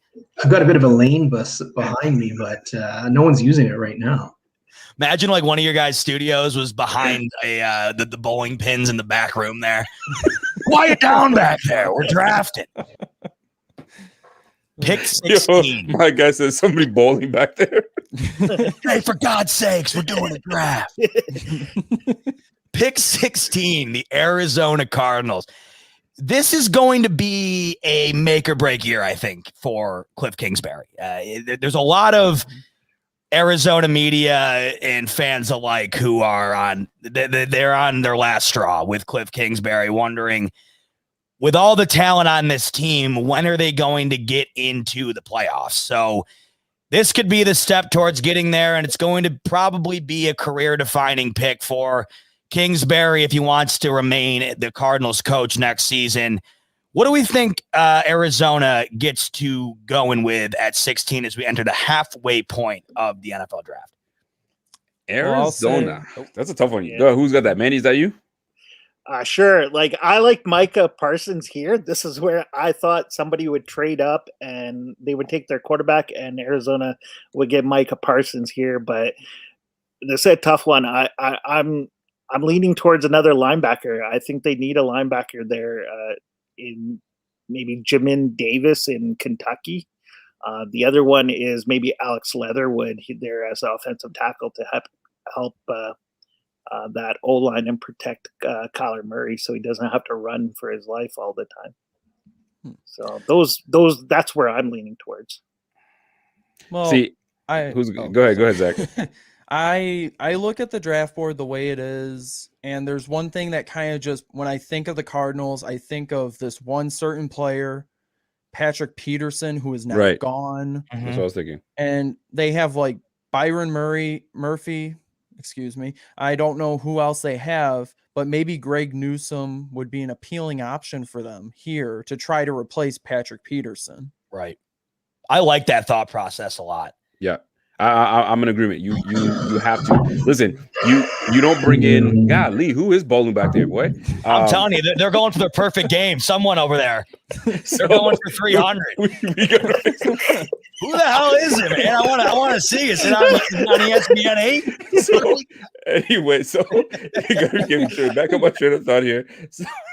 So the defense. My bad. All right, here we go. The defense has to really step up. At the end of the day, you don't bring in. So you got Chandler Jones over there, if I remember correctly. Then you bring in freaking Mr. Houston Texan himself, J.J. Watt. Oh, yeah. So they really revamped this defense. You got Budda Baker, that's a budding star. Who else is on that defense right now? Linebacking. Don't they have Simmons? Yeah, Isaiah Simmons. They got Isaiah Simmons, so they got quite a bit of a defense, and that offense is still it's potent. So but you need that corner. You got rid of Patrick Peterson, your veteran guy, your lockdown guy, your leader on the team. You got to go with youth now. Go with the youth movement. So I would go corner here. So I don't know who. I can't see the print is way too small for me to see that. But whoever the next best corner is, I would go there. If not, I would go O-line because I don't care what anybody tells me, man. That little man was running all over the field all year long. Oh, believe me, life. we saw him scrambling outside the pocket once, didn't we, boys? He was running left, right, center. Just those little quick little legs were just going, man, churning butter. So get him alignment. Get him alignment that kind of keeps him a little more calm behind there. But I don't know how coach sees things, right? But if he really wants to make a difference, you invested in JJ Watt. Continue to invest in your defense and get yourself a corner. So the next best corner, I think. I don't know who's still available. Yeah. Newsome. Yeah. After Newsome, who's after? Who's the top three that's there? We got Newsome. We got Caleb Farley, who I'm hearing is going to drop out of the first round. They think he's going to need and Eric Stokes. Yeah. Is Joseph still available? He's still available.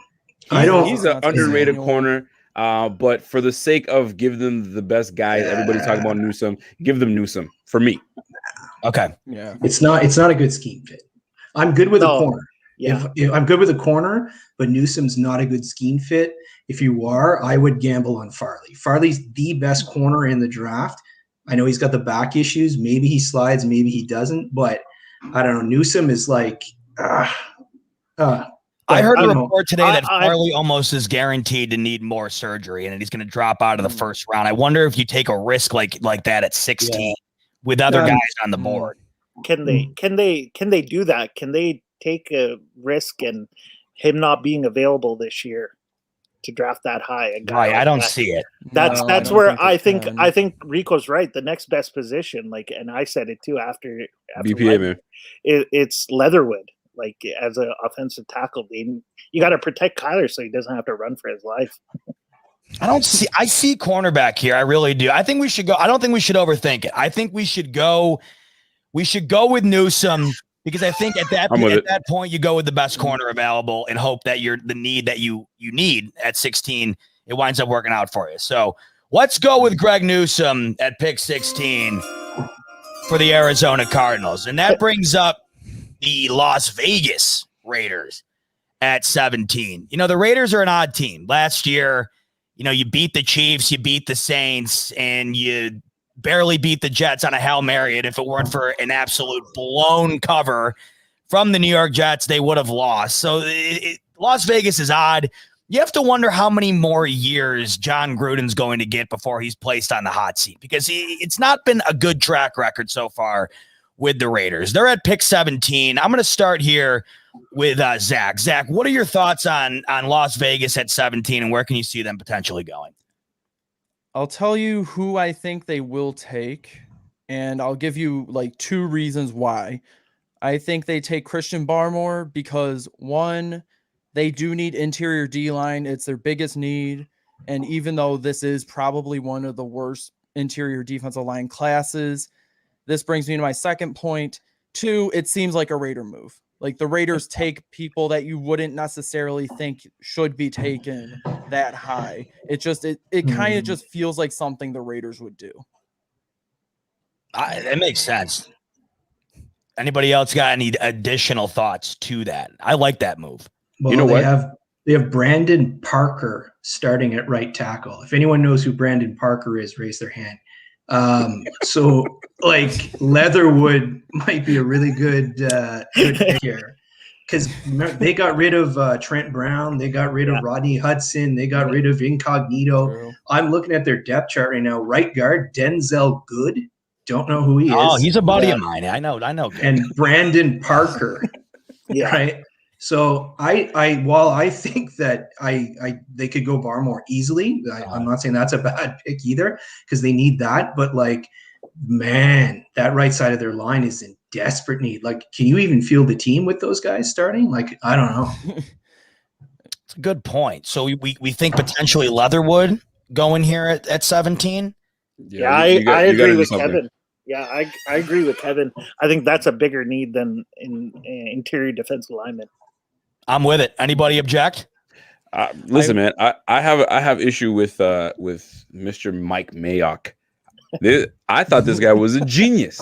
Yeah, who's right? in charge over there? Listen, you wouldn't know. Is it Chucky or is it freaking Mike Mayock? Because when they took Cleveland Farrell, a couple years back, I was like, what? You had a clear shot at the better lineman, which we benefited from. Because I honestly thought the Raiders were going to go that route. But Cleveland Farrell, I think that's who they took. That's when I was like, hey, what is going on? What is going on out there? Mayock gives you the impression that he knows all these things, but when you're under the hot seat and you actually have to make a pick and build this team, I don't know. So this is one of those things where they might try to pick something sexy. The mocks that I've seen, the mocks that I've seen them go linebacker, right? And Parsons was usually what I saw that would go there. But I don't know this team, so I'll defer to Kevin. Kevin's talking about these linemen that we have no idea who they are. So you might as well go protect that quarterback over there, Mr. Carr, and give him some kind of time. So Let's go. I say lineman. You got to go lineman. In that case, I will just bring up one thing. Don't say it. Don't take it from me. I'm picking next. Don't even think about it. I was just going to say I agree with offensive tackle because I don't think we're going with Barmore here. However, I think they should go with Tevin Jenkins. I just told you not to say it. I'm picking next. He is by far, in my opinion, the better of the offensive linemen left available. He is a mauler. Any team with him on it will be better with him on it. He has physical domination. The Raiders historically have that reputation of being the smash mouth team, having that way about them. So I would say if you're going to go offensive lineman, you go Tevin Jenkins. Yeah. But Raiders never do that. Raiders never go by whoever's the better one. They go with whoever they want. The only other thing I'll say about Leatherwood is he does have positional flexibility. He can play guard or tackle, so you could basically put your best 5 guys on the field. But I'm just bullshitting because I know who I'm picking next. Smoke screen. Smokes. That's the real smoke screen, right? All right. So what do we think? Leatherwood or Jenkins? Because I can't wait to trade Miami's pick. Give him Jenkins because Jenkins can go inside or out. No, he can't. Jenkins is going to right tackle. What are you talking about? Sorry, Leatherwood's so good. So I took the vote for us just because, Kevin, I'm sorry. We can't have that fucking power in the AFC East. We can't do it. Plus, I want to put you on your toes now, Kev. We're at 18. Your man. Did Kevin actually want Jenkins or what? Oh, yeah. He did. Oh, yeah. He was smoke screening. He was throwing frags, man. Yeah. All right, Kev. Floor is yours. 18. What's Miami doing? Bobby made the pick for him. JOK. Yeah, no, I do not want JOKE, you mean, right, Rico? But that's not who I want. I do like Josh, how do you say it, Civiletti in the comments. I like his idea, but that's complicated. Where the Steelers trade up to get Mac Jones, I'd be all about that. But if I have to pick here, I'll take Jalen Phillips. Yeah. Okay, I won't object from the. But let's understand why. Talk about it. What does he do? What does he do for the Dolphins? So Dolphins, one of the problems with their defense is they scheme. They get a lot of sacks and they get a lot of pressure, but it's very scheme based. So you already took my punter, but he's playing for the Bills next year. Yeah, that's true. But so I guess we have a need. But no. So anyways, all their sacks and pressures are pretty much scheme based and it's derived like that. And when they have problems against the Josh Allens and the Russell Wilsons and these guys, is because those guys you can't blitz all the time because they'll just eventually beat you. So they need to have someone who can beat guys one-on-one. And I think of all the defensive prospects in the draft, Jalen Phillips is the most explosive and the best at beating his guys one-on-one. And a guy like Ojulari, or have that Ojulari or whatever from Georgia, he just doesn't fit. He's too small. He doesn't fit the scheme. So it's got to be someone a little bit bigger. And of that guys, Jalen Phillips is my guy. Pick is in. Edge rusher out of Miami, Jalen Phillips off to The Dolphins. Yeah, I wouldn't be upset with that, Kev. You get a stud wide receiver, and the edge position has never been more important. So Kev, does it not worry you about his history? Like, honestly, it's a big gamble for sure. Yeah, it does. So it's the concussions that can worry you, but I mean, Zach stole Tevin Jenkins from me, so you just can't have it. So it's either right tackle or edge here for me. I know all the Miami guys want a running back, but it's too early. And my only other consideration would have been Zaven Collins. But edge trumps off-ball linebacker. I respect that. I respect it. Yeah. But lads, now that I've picked for Miami, I'm going to retire for the evening. So I just want to come in and make sure. Now I feel bad that I robbed your pick. I didn't know you were coming in and getting your guy and bouncing. Yeah, we'll trade him back to you. We'll trade him back to you for a late 7th rounder later on in the show. Right? Well, Kevin, listen, good that your mic's working. If that's you, that's got that bowling ball alley in the back. We better fix that before Mike for the draft. Yeah, the lady was making banana bread, so she was clanging bags around there. I'm surprised you didn't turn around and just get the. You didn't say it to her, man. I thought the Big Lebowski was somewhere in the hallway practicing. I didn't know what was going on over there. Dan Campbell's in Detroit. What are you talking about? All right, Kevin. We'll see you. We'll see you tomorrow, man. All right, take care, guys. Thanks for coming out. Yeah, be good. And you too, bud.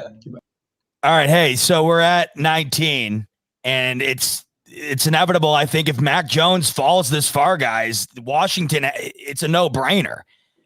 This would be a shocker, I think, for him to fall this far. But, I mean, we've done our due diligence here as we've gone through, and every other team for the last several picks would not be going quarterback.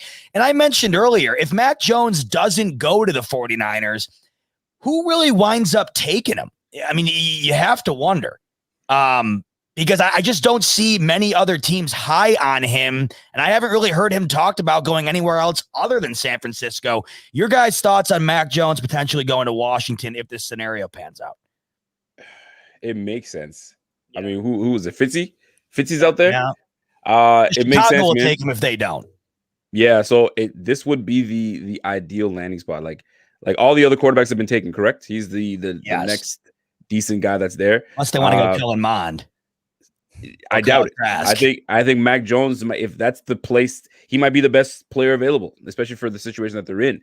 If not a quarterback aside, I'm probably looking at the O-line and give them some kind of ability for a guy that they get next year. But right now they're in the moment, and this makes the most sense. You got to go. You can't. Fitzy's what, 38, 39 years old. Get out of here. You got to give him a quarterback. So this might be the pick.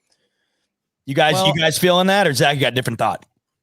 I will go ahead and just say, well, because let's hear it. I like that.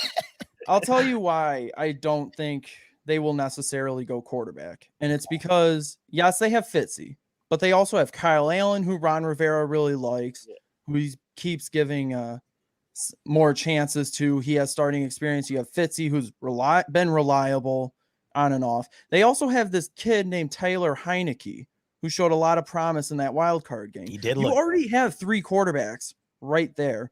I mean, we don't know who will end up starting for them, but do you think adding Mac Jones into that conversation and making it a 4-way controversy to start the year, I don't know if that makes a lot of sense in the short term, at least. You know, when you said, well, I'm going to give you my when you say you have 3 quarterbacks, that means you have no quarterbacks. Yeah. So to me, what about 4?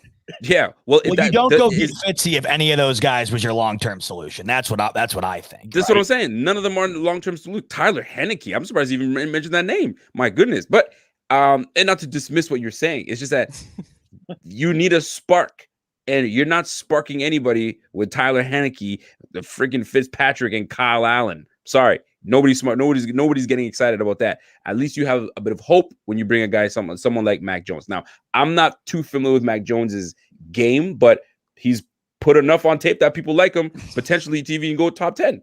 Smoke screen or not, you have to go with that one at that point. And if you don't, you're sitting there rebuilding for the next 2-3 years. Like, you better start the rebuild right now. Draft guru Tilt Money coming in and just make fun of us because we haven't been doing our Tilt has been up all night rocking his newborn baby, just reading everything there is to read about the draft. So he's coming in, making us feel lesser about ourselves. We will see tomorrow, Tilt. We will see how it all pans out. Bobby does not like QB for Washington. Does Bobby like anything we're doing tonight? I think Bobby's he's just pissed. Bobby's a bona fide hater, bro. He's hating, man. We gotta go QB here. I feel like it's inevitable. I would like to offer one more rebuttal about Yes, that. please do. About the whole spark comment. Taylor Heineke gave them a pretty good spark in that playoff game against Tom Brady. Did he not? He did. He did. Led them. They were within, I believe, a touchdown at one point. They gave Brady a run for his money in the wild card game. And we all know what happened after that. But I don't know if Mac Jones, maybe he does be the long-term answer. Maybe he is. Maybe he's not. I guess I don't know if you want to take another first-round quarterback in the teens, considering what happened the last time they took one, Dwayne Haskins. That didn't work out too well. And I think they really believe in this Heineke kid. I think they want to at least give him a year. All right, or fine. give him a shot. Okay, Zach, So at that think- point, why do you go get Zach? Why do you go get Ryan Fitzpatrick? Yeah, that was my thing. Is why get Fitzpatrick then if Heineke's your guy? Kyle Allen is a bona fide backup. That's what he is. That's what he always has been. And so why bring in Fitzpatrick if you believe in Heineke? I like Rico said, backup. You have Heineke. Who's going to be the backup? Kyle Allen, Heineke or Fitzpatrick? Who's going to be the backup? I mean, we could very well see them try both of them, and I honestly think I don't know. There's something about this Heineke kid. Zach, if you want, you can go get your Heineke jersey and put it on. It's fine. Hold on a second. This shit's got to make sense. Shit's got to make sense. You bring in Fitzpatrick. Fitzpatrick has been around the league long enough to know what situation works for him. He's not going to Washington if he's not given the starting job. There's no way. There's no absolute way. Giving him the starting job right away. You don't think that he's going to start? Going to have to compete for it. You don't think he's going to? You don't. He's a starter. What happened when Tua came in? He took over for Tua. Yeah, like he was the better quarterback between the two at the time, right? Tua's going to get better, but Heineke and Fitzpatrick. Yo, Fitzpatrick, and how much did they give Fitzpatrick to go over there? 10 mil? Yeah. Do you think I'm going to pay you $10 million to sit on the bench, fam? I'm just saying. I was going to say, Jameis Winston is sitting there at whatever 10. Not 10 million. They signed him to the Saints to sit for like $1 million. They robbed that man. They didn't give him any money. Yeah. It's only now he's making what, 14, and even that is low. 14 million. I could see Washington making the quarterback move just because they're Washington. But like that would be a typical Washington move by Snyder. But I agree. I think I go offensive lineman. Like I'd go Leatherwood makes sense for me, but I could see them taking quarterback just because they're in Washington. Pierre, what's going on that radio show? You got to go QB here. Radio out here talking QB round one. Thank you. News out here in DC is not sold on any of these QBs. Or do they go Kellen Mond? Who knows? I don't know. It could be Kellen Mond, but it has to be a quarterback. You be just no different than when the Bills were picking. When we picked, was EJ, that EJ Manuel class of quarterbacks? Yeah. Wait, guys, you hear that? Did you hear that? Silence. Oh shit! Somebody's coming on. No, Matt Jones is coming on to the Washington football team. There you go. If he falls to 19, there's no way in hell. And plus, giving back a shout out to Till. I was just messing with him earlier. Clearly, I don't watch Impractical Jokers. I didn't get the reference. Till and Judge, the two draft gurus for the Fanatics. He says take Jones and move on. I think that's all the push I needed, fellas. Jack, I got you. I hope your boy Heineke works out because you're his number one fan, man. I really want it for you. And I loved watching him against the Bucs. I really did. I just think the proof was in the pudding. If you sign Ryan Fitzpatrick, everybody knows he's a stopgap for your next career guy. And I just think if you have a Mac Jones fall to you that late without having to trade up, especially when you know that Chicago would take him next, I think you have to go with him. That takes us to Chicago, and we're in the 20s now, boys. Pick 20, Chicago. The quarterback situation for them is rough, but they're all gone now, and they're not in a situation where they are able to get one to really build around. This is a tough situation for the Chicago Bears here in 2021. I think they go Leatherwood. Like they need offensive line help. Like there's no tomorrow. They're one of those teams that needs it badly. And if they want any production out of that offense, they're going to need some protection. And if not Washington, I think Leatherwood goes to Chicago. I like it. I agree. Rico, you seem like you're not in love with it. Listen, who are the receivers out there? Well, we got Elijah Moore around. Hold on, I'm talking about who's on the Bears right now. So Mooney. Who knows what's going on with? It's pretty poor. Yeah, Robinson's on the franchise tag. That's right. Yeah. Rodgers and who knows what's going to happen with Robinson next year.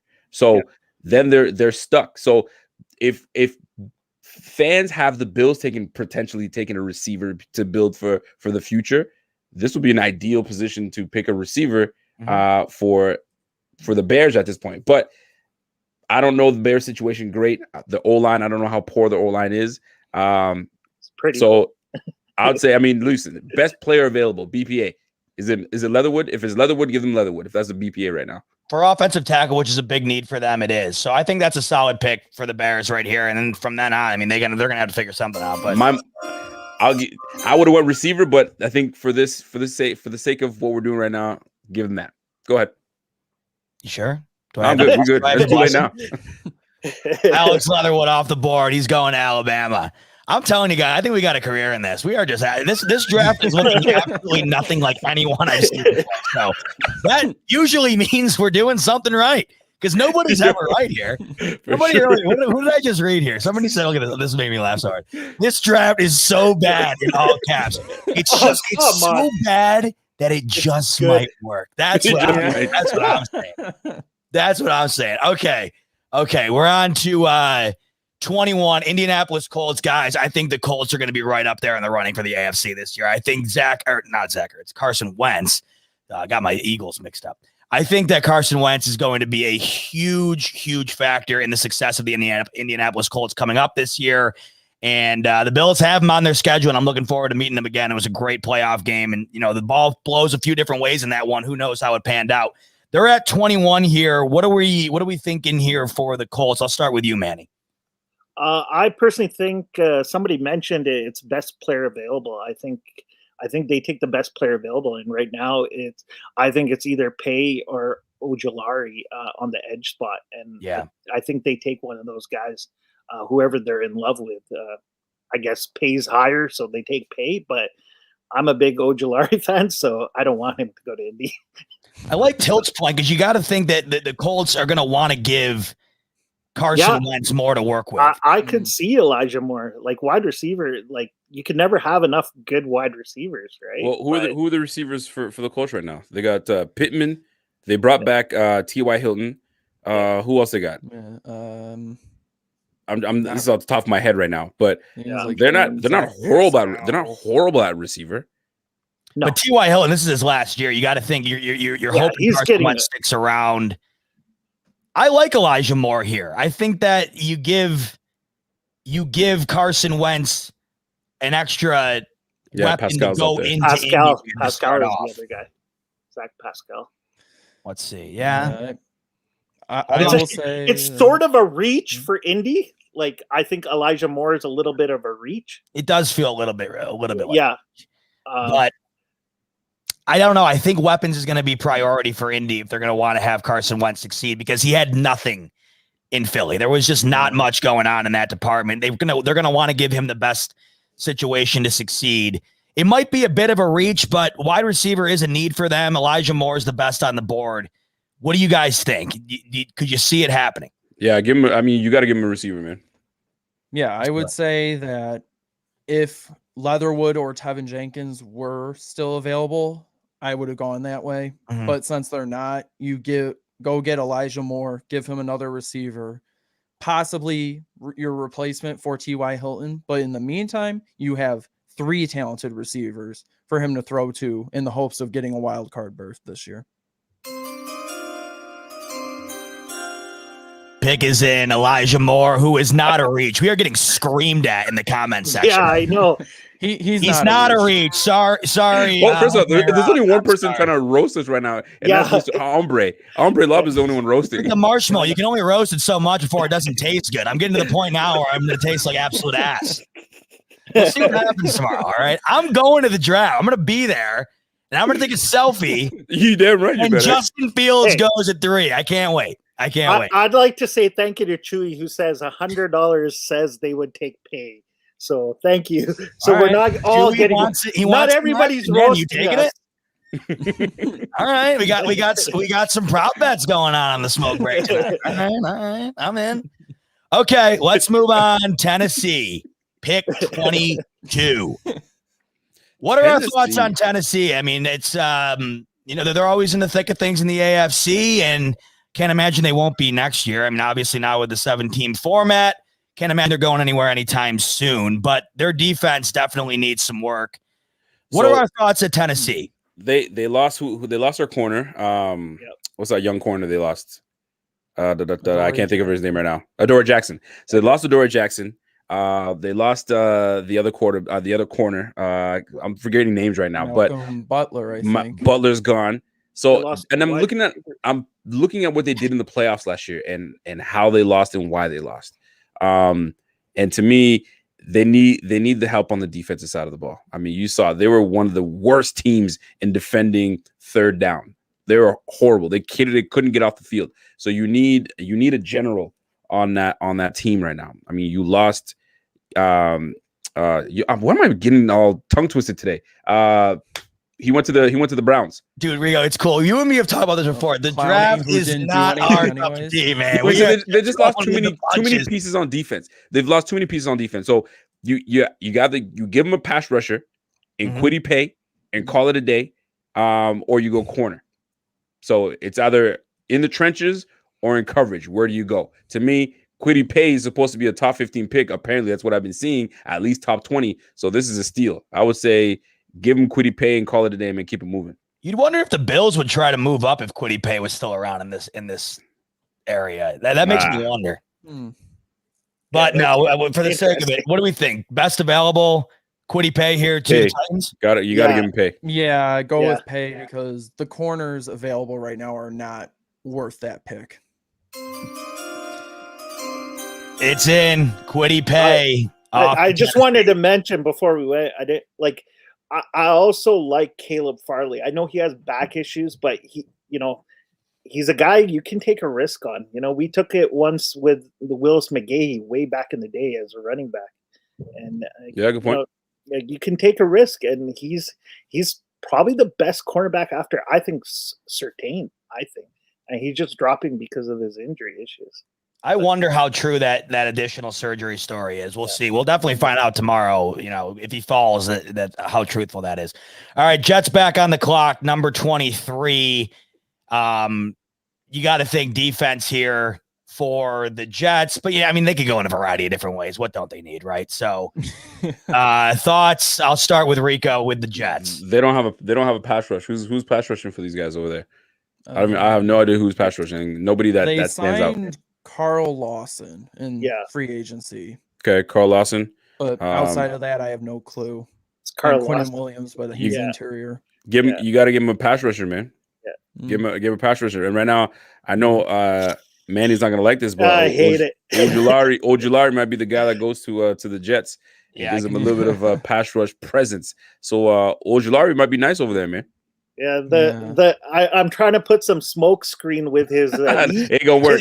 His knee issues, there's been some stories out today that he has some knee issues and he might slip a little. I love Ojulari. I think he's a prime fit for the Bills, but I could see if Paye is gone by now, I would think if they need an edge, it's going to be Ojulari. And think of it this way too, right? The Jets are in a division with Josh Allen and the high-flying Bills offense. Yep. You saw what the Patriots have done. We're going double trouble with Hunter Henry and Jonnu Smith, and they just put a whole lot of money into New England. So you got to compete with that. And whoever the quarterback's going to be, whether it's going to be Cam Newton or, obviously it's going to be Cam, but if they decide to move up and shake things up in the draft and grab somebody, who knows? But you need to pressure the quarterback. And the Jets got nothing, man. They got nothing. Miami's going to be doing their thing. So you need to put some kind of pressure on the quarterback. So and go ahead. I've watched a lot of Ojulari, and this guy's a beast. I'm telling you, man, this is the right pick for them. Yeah, he's got so much speed. He's got great hands, like one touch moves, and he bends like there's no tomorrow. But yeah, painful that he's coming to the AFC East on the Jets. But yeah, I can see it. You know what? Pierre just made a great point. Yeah. Salad loves huge pass rushers, so Gregory Rousseau goes in the first round. It could be here. Could be. Could be. That's a great point. Yeah. Salad does love from his San Francisco days. He loves those big boys on the edge. Right? What'd you go with, Zach? Ojulari at 23 for the Jets. I see it. Okay. Steelers, and it's I'm hearing running back here, and I'm hearing Najee Harris going to the Steelers. Thoughts here, boys, on potentially seeing a running back? That makes so much sense. It does make sense, man. I mean, Connor, cool. He's a good back. They brought Connor's gone. In Arizona. He's in Arizona. Oh, I didn't what? That over my head. Connor signed a 1-year deal with Arizona. So then they're left with my man from Kansas. Snell, Benny Snell. Yeah, so I like Benny Snell. He could run, but you got to go running back here, man. Yeah. You can't not. How do you not go running back here? Their run game was atrocious. That makes a lot of sense. And it helps freaking old man Ben. So you got to help him somehow. And if Rico says that he thought that Connor was there and they needed a running back, without Connor, they actually need a running back. Because honestly, Connor didn't do it for me last year, man. I was like, I thought Connor was coming out of Pittsburgh. He was, the story's great and all that stuff, and he was all right. But fam, no, you need some help. Pick is in Najee Harris at the 24th overall pick to the Pittsburgh Steelers. Okay. Urban Meyer, he's already got Trevor Lawrence with the number 1 overall pick, and he's back on the clock at 25. Now it's time to build around Lawrence and get the wheels in motion in Jacksonville. I'll start with you, Zach. What's the next move for Jacksonville later on in the first round tomorrow night? Wow. This is a very difficult decision here because there's so many options right now. This like you said, it may behoove them to get another offensive weapon to help build around him. That being said, oh man, this is difficult. It is tough. I mean, I do see that safety is one of their needs, and Trevon Moehrig is there, Rashad Bateman is there, but I kind of question whether or not they take a receiver. I don't know. I think they have Chark. They signed Marvin Jones. They gave a whole lot of money to Jamal Agnew, so I assume they're going to try him out as an actual receiver. It just, I don't know. I mean, hold on, Zach. Let me ask you a question. You're a franchise that's been some ass for a long time. You finally got your quarterback, and you have 2 picks in the first round. Wouldn't you help your quarterback? And how would you help your quarterback? Like I said, it's just, it is kind of a bit of a predicament, and that I do see that running back is one of the needs, but James Robinson looks like a pretty good running back. He looks like a stud.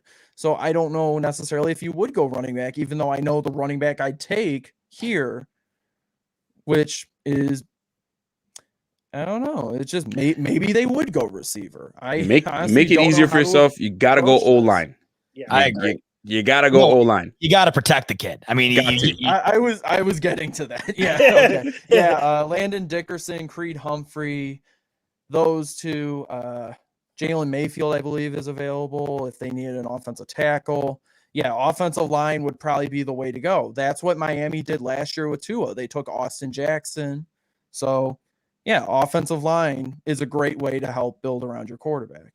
Before we pick Jeff King, dude, I mean, how many words can we express the word thank you to Jeff King tonight for tuning in? Thank you. Comes in with a story. He goes, guys, my pop took me to my first Bills game in 76, was hooked on them. Then at that moment, have never had an outlet to discuss them up till a few years ago. So thank you all. Rico's delivery is what got me hooked. Keep it up, guys. Jeff, my gosh, man, thanks so much. And Rico, dude, your man Jeff, Jeff King, big fan of yours. Jeff, yeah, King. just my guy, man. That's just my guy. Love it. Love So, Jeff and the man. Thanks. Hold on, I got to go back at my guy Zach's neck here. Hold on a sec, Zach. You talk about defense for the Jags, but the real problem is you got to fix the offense. You just drafted the number 1 pick in the game. Protect them. Why would you talk about safety? I don't understand the thought process there. I only brought up safety because I'm pretty sure they don't actually have any safeties that are really worth starting this year. Again, I'm not an expert on the Jaguars, but it was just something that came to mind based on what I saw on the draft board. But I think offensive line is probably the best way to go here.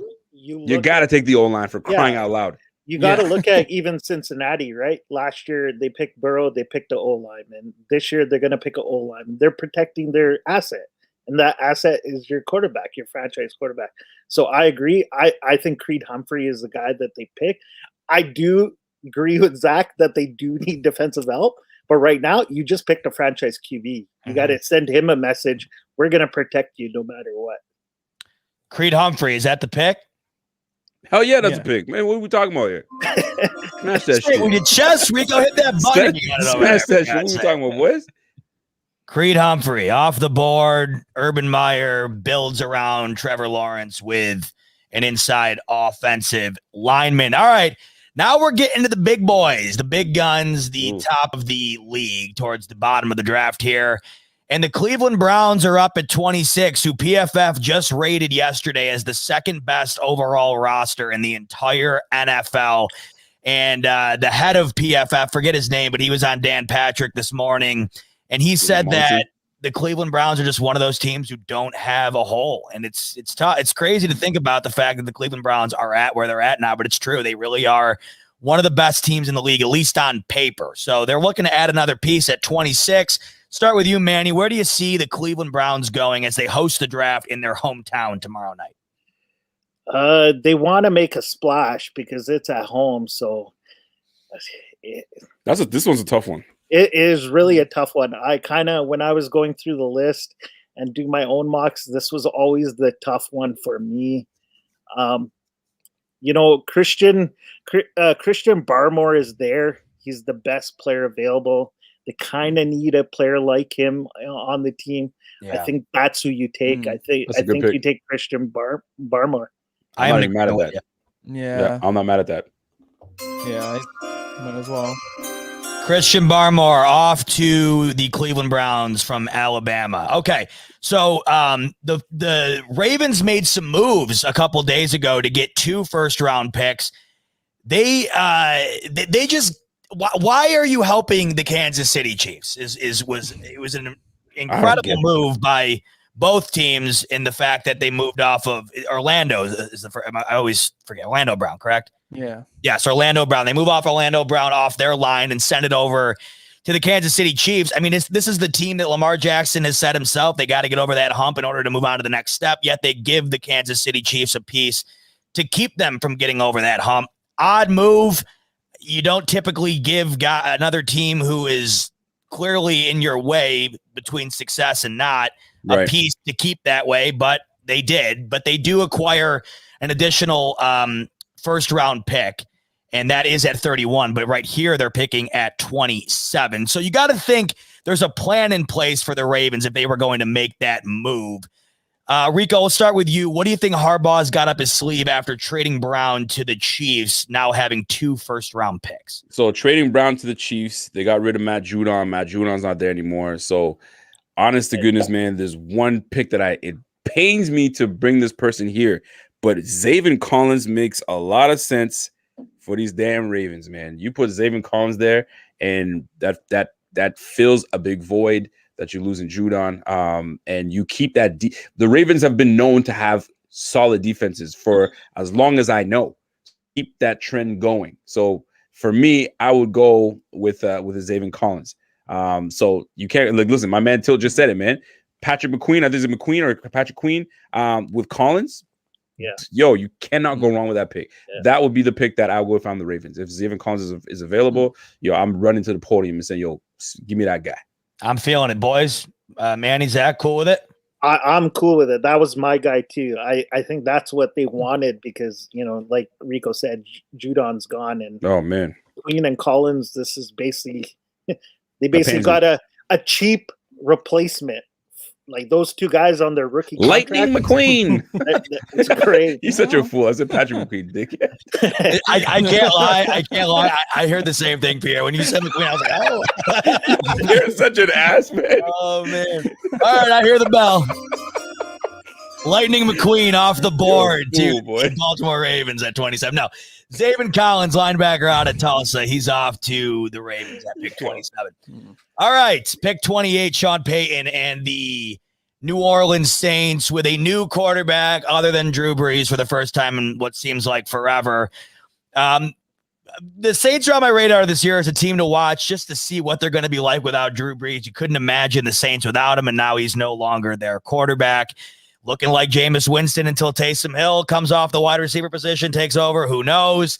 Where do we see the Saints going at 28, Manny? I'll start with you. I think this is where Caleb Farley's got to go. I think they're going to be the team that takes the chance. I think Sean Payton's one of those guys. He likes those guys to give him a chance, and I think Caleb Farley's a guy there, and they need a cornerback. And we don't really know. Like, we hear the back issues. I don't know how much of it's true, how much of it's not. But I think this is where Caleb Farley goes. Thoughts, boys? Well, I was thinking, do it all type of player. And right now, JOK seems to be the do it all type of player. And the Saints are one of those teams where they were pretty good defensively. So you add in a JOK on that Saints defense, I think good things happen. But I mean, who the corners? They have Lattimore on one side, and who's the other one? I have no idea who the other corner is on. So you could go Farley. Is he the better player between the two if you're going to choose both players? JOK makes sense. I think you go with the JOK instead of a cornerback. Tilt makes a good point here, though. They do have Cam Jordan and Davenport. Farley has a lot of upside if he can stay healthy. That's the concern. He would be a high first-round pick if he was healthy. But I see the points all around here. What are we thinking? We thinking Farley? It's tough to see him fall out of the first round with the upside potential that he has, despite the injury history. You got to think a team that is solid like the Saints. I mean, despite losing Drew Brees, they should be still a playoff contender. You can take a risk there for a potential massive upside reward if he winds up being healthy. What do you guys think? Hold on. Here's another thing too. Let's flip it to the offensive side of the ball. Who's on the offensive side of the ball? Right? Quarterback Jameis Winston's there. Mike Thomas is there. Who's the running back? Who's the RB out there? Kamara. Yeah, Kamara's a beat that just got paid. Who's the tight end out there? Yeah, they lost Jared Cook. So right. So I mean, I'm looking at the offensive side of the ball too. So could they fit anybody on the offensive side of the ball? I have a couple players in mind on that. Yeah, go ahead, Zach. Jump on that. I was gonna say that you think about that offense. Yes, they have Kamara. They have Michael Thomas. Who do they have opposite Michael Thomas at receiver? I don't know. Emmanuel Sanders is gone. Yeah. He's in Buffalo now. Nice good point. Us. It sure is. So you have a Traquan Smith who's kind of like Mike Thomas, I think. Yeah. Well, okay. Outside of Traquan Smith, but it's like I haven't really heard much about him. I don't really know what can he do. You can add another receiver to try to support Taysom or Winston or whoever the heck is starting there. Rashad Bateman probably would be the guy if you were going to do that. Kadarius Toney is another option. Maybe Terrence Marshall, but I would almost argue that Bateman or Toney would be the choice there. That's not. I mean, go receiver. And you want to. You know what? I like that pick. Truth be told, I like a receiver pick with there. Which I do too. receiver? I couldn't tell you. I don't. Who's the better fit? I mean, you have Michael Thomas is like your do it all. He can go inside. He can stretch the field a little bit. Why not Kadarius Toney? I would say go Toney. Now I just got to find him. I already hit the button and now I can't find him. There he is. Kadarius Toney off the board. I think you're right. When you have questions at quarterback like the Saints do this season, going offense is never a bad idea. So Kadarius Toney from Florida off the board to the Saints. All right. Odds. Who knows? Yeah, right. Potentially. Green Bay thinking another quarterback here in the late round to inspire Aaron Rodgers to another MVP. Yeah, seriously, right? So I have a colleague of mine that is a big Packers fan, and the Packers, believe it or not, are very similar to the Bills. And we were talking about what the Bills need and similarly what the Packers need. And they have the very similar needs to us, where not many, but we're looking at the same positions. So pass rusher, he feels like they could use another pass rusher out there. They could use some linebacker help out there. They got some good corners. Safety tandem is all right. So that one, see, when you're picking this late, you're a solid team. So that you're pretty much maybe filling in on a specific spot, or you're thinking for the future. This one's a tough one for the Packers. I've always had Zaven Collins going there beforehand. So did JOK go anywhere? Did we put him anywhere? No, So JOK still there. So I mean, JOK would be an interesting fit for the Packers. So maybe JOK goes to the Packers, but I'll defer to anybody that feels they've got a better scenario for the Packers. I just feel like they're going to try to make up for what they did last year and give him a wide receiver, give Aaron Rodgers a wide receiver, because that was the biggest need last year, and they went with Jordan Love. So, what do you guys think? I'm surprised Jamin Davis is still there. Like, for us, I think he's such an underrated linebacker at Kentucky. I know a lot of Bills Mafia love JOK, but if it was a linebacker, I'd probably take Davis over JOK. That might be the bait. I'll defer to you guys. Some people are saying give them Bateman. They need to give him another receiver. Bateman. I was gonna say. Bateman's good. Yeah, Devontae Adams, Marquez Valdez-Scantling, and Rashawn Bateman. That's who I could get behind if I was Aaron Rodgers. No doubt. And I think that the Packers organization is in a spot right now where Aaron Rodgers is not overly happy being there. A wide receiver pick seems like a we still love you type pick. So I think that is where I could see Green Bay going. Green Bay never does what the quarterback wants. They did that with Favre and they did that with Rodgers. So I don't think they'll ever pick what the quarterback wants. In the wise words, just say, I don't want him. Right. Hey, as Heath Ledger's Joker once said, and here we go. Yes. Pick number 30, baby. Ooh. Them Buffalo Bills. By now, you're either asleep with your alarm. So, what time is it? Oh, the Bills are up. Honestly, right? They're picking me. We're picking around 11:30, just so you guys know. 11:30 in the morning on Friday. All right, boys. Let's. I'm going to go to each one of you, get the thought, and then we'll kind of convene together and see what happens. Before I let either or any of you guys get into it, I'm going to bring up the main smoke screen / is it a smoke screen? Travis Etienne has been the rage this week amongst Bills fans and Bills media. We'll start there. Rico, is it a smoke screen or are you buying into the Etienne hype at 30? Guys, if Travis Etienne, first of all, I hate when you guys are Etienne. If he's a Haitian, let's get that out the way. Man, everything's like that. Travis Etienne is available at 30. You run to the podium and you grab that running back at 30. Does that sound like something I would say? No, don't clap, because that's not something I would say. You're dogging Take that applause back, sir. No, I'm not going running back. Travis Etienne is a cool back. I like him. I think Javonte is a better running back, in my opinion. And then Harris is after that. Then Etienne. Etienne's a good back. Don't get me wrong. I'm not taking anything away from him. But we're not even looking at running back. No, thank you. Not looking there. We already have two backs that can do the job. We're just a very We're just a big passing offense. Now, in this case, we have so many directions we can go. We look at the offensive side of the ball. We could use an O-line. We can go with a guard, because right now the two guards that we do have, I mean, they're, in my opinion, penciled in, right? Because Cody Ford, although that they're going to put him there as the guy, there's so question mark with him, right? You look over at John Feliciano. They gave him a 3-year deal. It's really a 1-year deal. But I can tell you right now, if we bring anybody in that's better than him, it should be a competition, and he could be beat, right? Now, looking at the center position, Mitch Morse, right? Before I even get to Mitch Morse, what did Brandon Beane say to us all as Bills fans? I'm not only drafting for the right now, but I'm also drafting for the future. So we're not looking for a right-away contributor. So center could be in play, right? Is Landon Dickerson still available? Yep. Yes. All right. Yep. That could be a move that we make, right? Let's go to the receiver room. Somebody said, mute Rico, take Tryon. That's Bobby.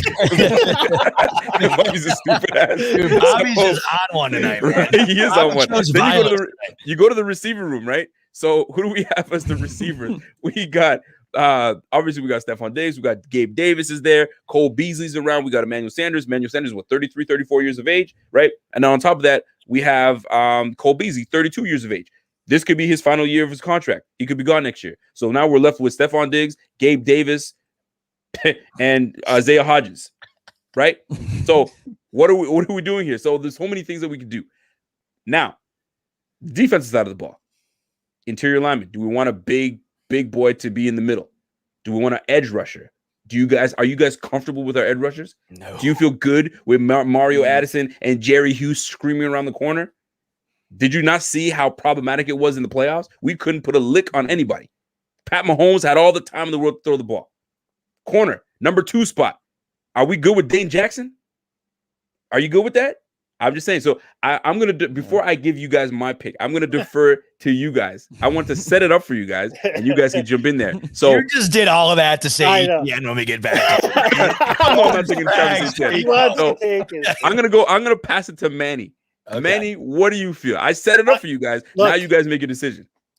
I've always said you got to beat the best to be the best, and the best in our conference is Kansas City. And with them beefing up their O-line even more, and we couldn't even get past that O-line from last year with our edge, we need an edge. And that's why I loved Ojulari. But obviously now there's Tryon and Jason Owe. Those are the two. The other position, I agree with Rico, is building for the future. Caleb Farley right now looks really good for me to build for the future. Not just now, but this guy could be better than the 3 corners that were selected before him. And he could potentially be that all-pro guy. And he could be that future pick right there. So those are the 3 guys. Wide receiver, you know what?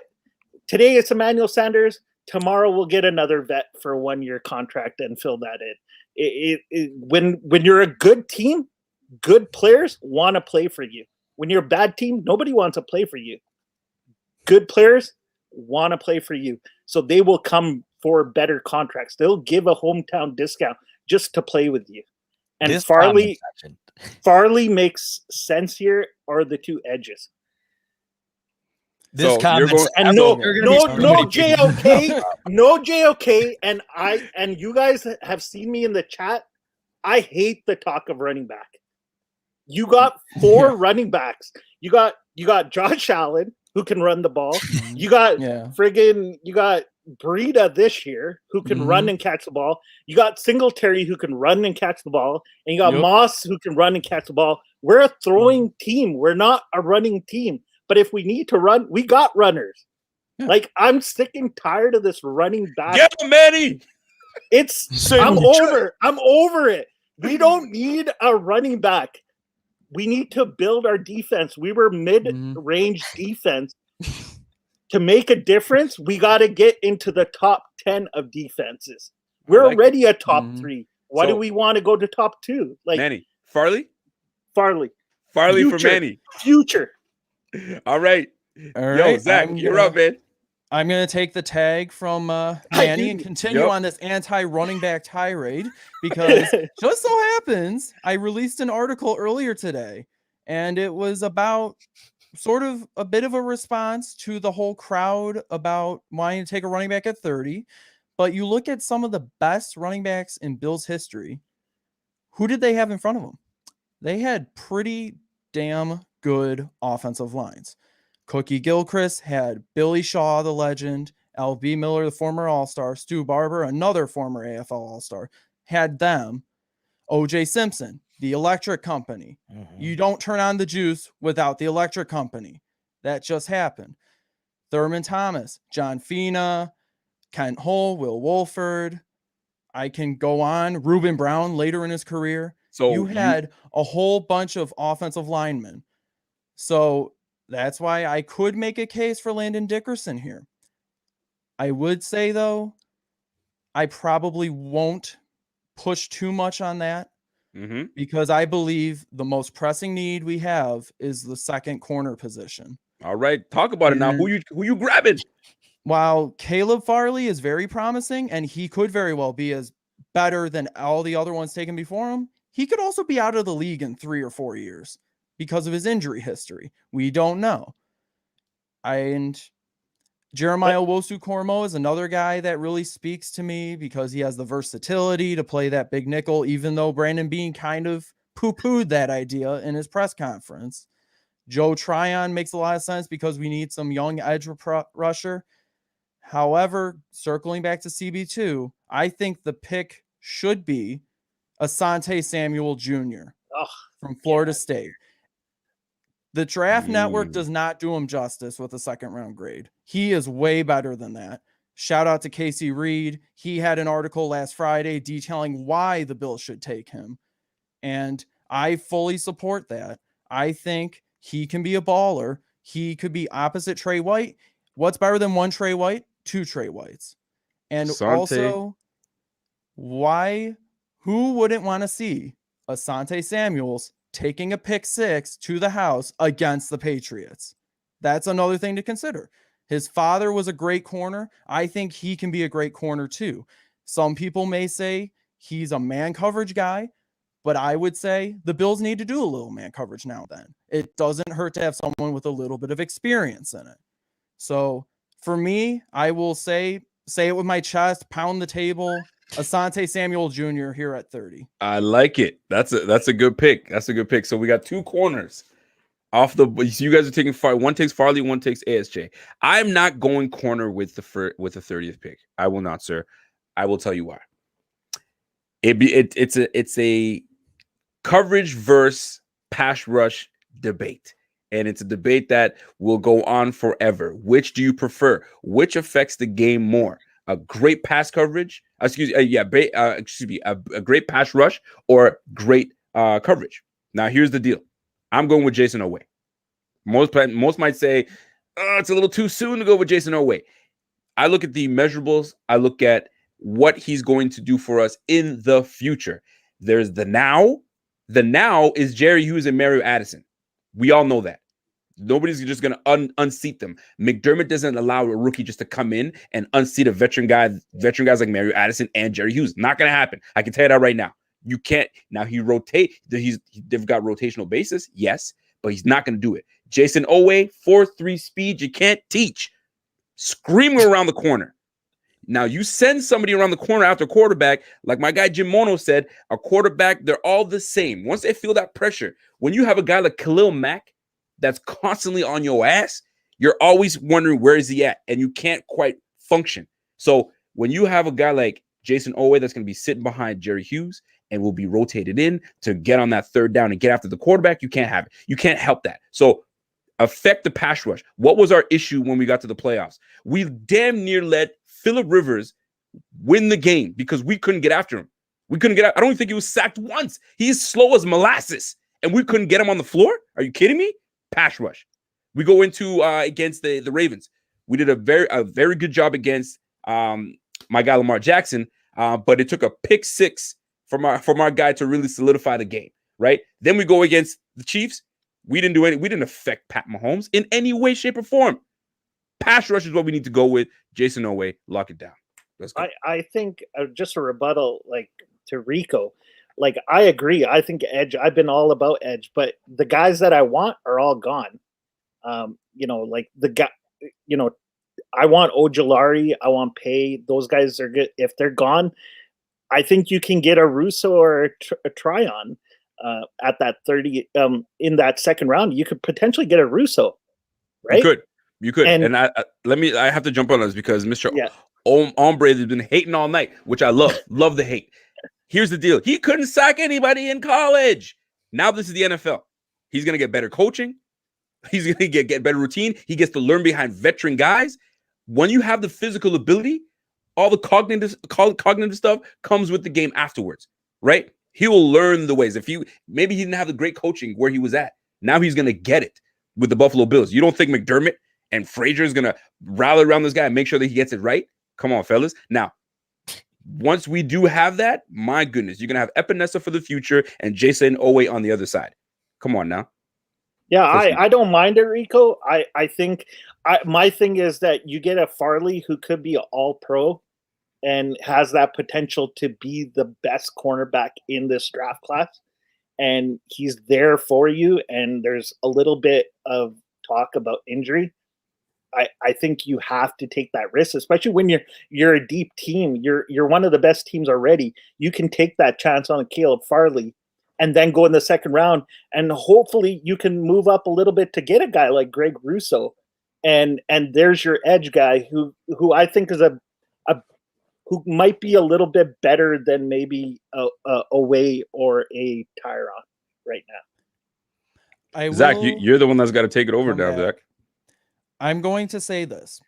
I agree with Manny again on the corner because you can approach defensive pressure one of two ways. You can either invest in D-line to try to get pressure with your front four, or you invest in the coverage and try to force coverage sacks with good corners, good safeties, good coverage guys. The McDermott defense is more about getting coverage sacks and coverage pressure than anything else. So you take an Asante Samuel, maybe a Caleb Farley. I prefer Asante Samuel because he is less of an injury liability, and he has just as elite instincts as Caleb Farley does. I think you take Asante Samuel, plug him next to White for the next 4 to 5 years and possibly beyond, and you don't worry about that. And you already have, and then you just cross the edge rusher bridge when you get to it in the second or third round, because there's some pretty good guys in those rounds. You got Boogie Basham, Peyton Turner, Ellerson Smith. You could probably get in the third or fourth round if you trade down into the fourth round. So Asante Samuel Jr. at 30, because what's better than having your one corner and then having to like juggle between two corners because Caleb Farley's injured? Having both your corners set and you don't have to worry about it. Listen, but he's not going to start Asante Samuel. McDermott does not start rookies. He doesn't do it. So Farley Asante Samuel won't be starting. It will be Levi Wallace, the better player. Hold on a second. Think he will. Did y'all forget it? Did you guys forget that he said Dane Jackson is going to be competing for that spot? And y'all love Dane Jackson. Didn't y'all love him? Oh man, we need to get that guy more on the field. And then you guys want to draft ASJ in the first round? Not that ASJ is trash, but we're good. There's some quality defensive backs in the second that we can get. Quality. So like the pass rush is what we lack. We don't have a pass rush. What are we talking the corner? I agree with you, but the guys that I think are the one that you can pick at 30, the guys that I wanted are all gone. The next guy I want is Greg Russo. These guys, I don't think are the guys that we need. So why not take a risk at Farley, who won't probably start? He can develop, get healthy, and get back and be that guy. And we can still get Greg Russo in the second round. That could be the difference maker over a OY. That's what I believe. I'm not saying that we don't need an edge player. I agree with you. I've been on the edge all year long because you're not going to beat Mahomes without an edge. All right. What does Zebot got? Zebot, what do you got, man? Dude, I don't know why. This made me laugh so hard for no reason. Chewy's just like, pull the damn trigger, Rico. For God's sake, get the show on the road. For God's sakes. What do you think I'm moving to you? I have never had more fun in my life than sitting here just staring at these comments for the last 20 minutes, which is why I have told you numerous times, I just want something that's going to get Twitter electrified tomorrow for this reason. Don't you dare. Doing this is my favorite. I just sat. Every message was a different one. Everybody's in on something else. It is absolutely hilarious. There's like almost no agreement here. You got people willing to take a bullet for OA. You got people willing to take a bullet for trying. There's a ton of people who are in the running back club that you think don't exist. There are plenty of those people. This is incredible. I just love it. And then listening to you guys was great. Thank you. I know this is the smoke break. It's supposed to be my show. Thank you guys for providing me the content because that was great. Stop stalling and pitting. Make a damn pick. Listen, you guys just, I think I clocked you in at 2 hours debating what the Bills were going to do at 30. Listen, we're passionate. I think this isn't what I want them to do. This is what I think is going to happen. I think they are going to take Travis Etienne at 30. I think that is not a smokescreen. I think that is what they are going to do. I think that they feel like they are an electrifying piece at the running back position away from really expanding that offense to an even superior level. I think that Bean does not think they have that right now. And I'm starting to believe the rumors because there's a lot of high-end NFL insiders who are jumping on that train that you wouldn't think would do so if it wasn't legitimate. So that's what I think they're going to do. What I'd like them to do is go edge. I just really think that the edge position for the Bills right now is an area that cost them a trip to the Super Bowl last year. You saw, I mean, Rico, how many times have we said this? The Tampa Bay game in comparison to the Bills game against the Chiefs, it was night and day, and it all came down to what happened on the defensive side of the ball for Tampa Bay. Meanwhile, the Bills couldn't touch Patrick Mahomes, and in both games they played the Chiefs last year. Chiefs chose to run in game one. Bills couldn't stop it on the line. They chose to pass heavy in the AFC Championship. Bills couldn't touch Patrick Mahomes. So I think that no matter what you do here, defense is what you should go, cornerback or edge. I just think that Bean's got his eye on Travis Etienne for whatever reason. And I've said this multiple times. I'm in the camp now of I just trust Brandon Bean. If that's the move he thinks is best for the Bills at this given time, especially due to the fact that we're not considering what they might have up their sleeve later on in the draft, then I'm buying into it. I believe it. Now, do I want them trading up for Etienne like the rumors were circulating around this week? No, I don't think that's worth it. But if he falls to you at 30 and you think that's the best pick at the moment, at that given time, I think there's got to be a reason for it. So I think they should go D, but look I don't know. I'm not the only one who's buying into this. Yeah. So here's the deal. We have two guys down here that say corner. We agree. You say running back, but you're like, well, but I think they need a pass rush. You all over the place. You don't know what you want. No, I don't. We're not going to be able to decide. We have to. I'm just saying cornerback because Farley's there. If Farley wasn't there, then obviously I'd go with Jason Owe or Joe Tryon. I would take Joe Farley. I had the pick. Because Farley is there, it's like take Etienne. You're just tempted because that guy is a high pick. So it's corner or pass rush. That's what it's going to come down to.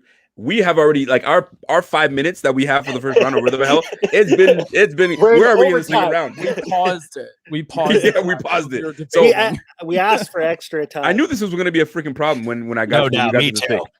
So nobody can agree on it. Anybody you talk to who's got a different pick. I mean, in reality, that's why I don't really care. I just wish they go defense because clearly that's what our biggest need is right now. So some people are saying let's compromise and go with JOK. Because that's not a bad pick. That's not a bad pick. Who is the best player on the board? BPA right now. Who's the number one ranked? Davis. Yeah. But we don't need linebacker right now. I think if you were going to think about it. Jamin Davis, Caleb Farley, Joe Tryon, JOK, and Trevin Moehrig. Is that how you say it? You know what, though? I'm not mad at this pick. I could go with it. but I'm all JOK is not a bad pick. Let's got to get to bed.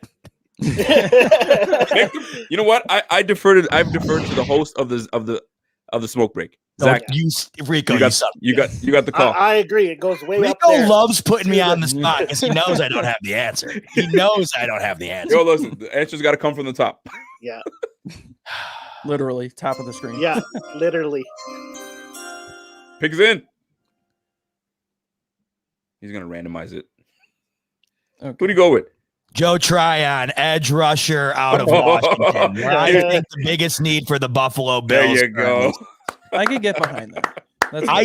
To me, let's see what do we got here? Homie Rob, you've been on it tonight. Fingers gotta be killing me tonight, Homie Rob. Please don't let Rico draft that bust DN KSJ.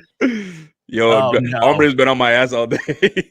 Hey, look, I got the blessing from Tilt Money. Tilt, thanks for tuning in. Good night. Get after the baby. Get her to sleep. And we live hits tomorrow from Cleveland, by the way. Everybody tune in tomorrow. We'll talk more about that in a little bit.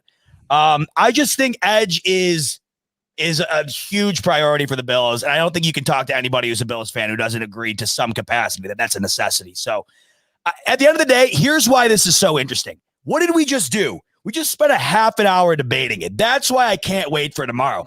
We truly have no idea. And that's the fun part about this. For sure. Because our team is so good, I don't know what they want.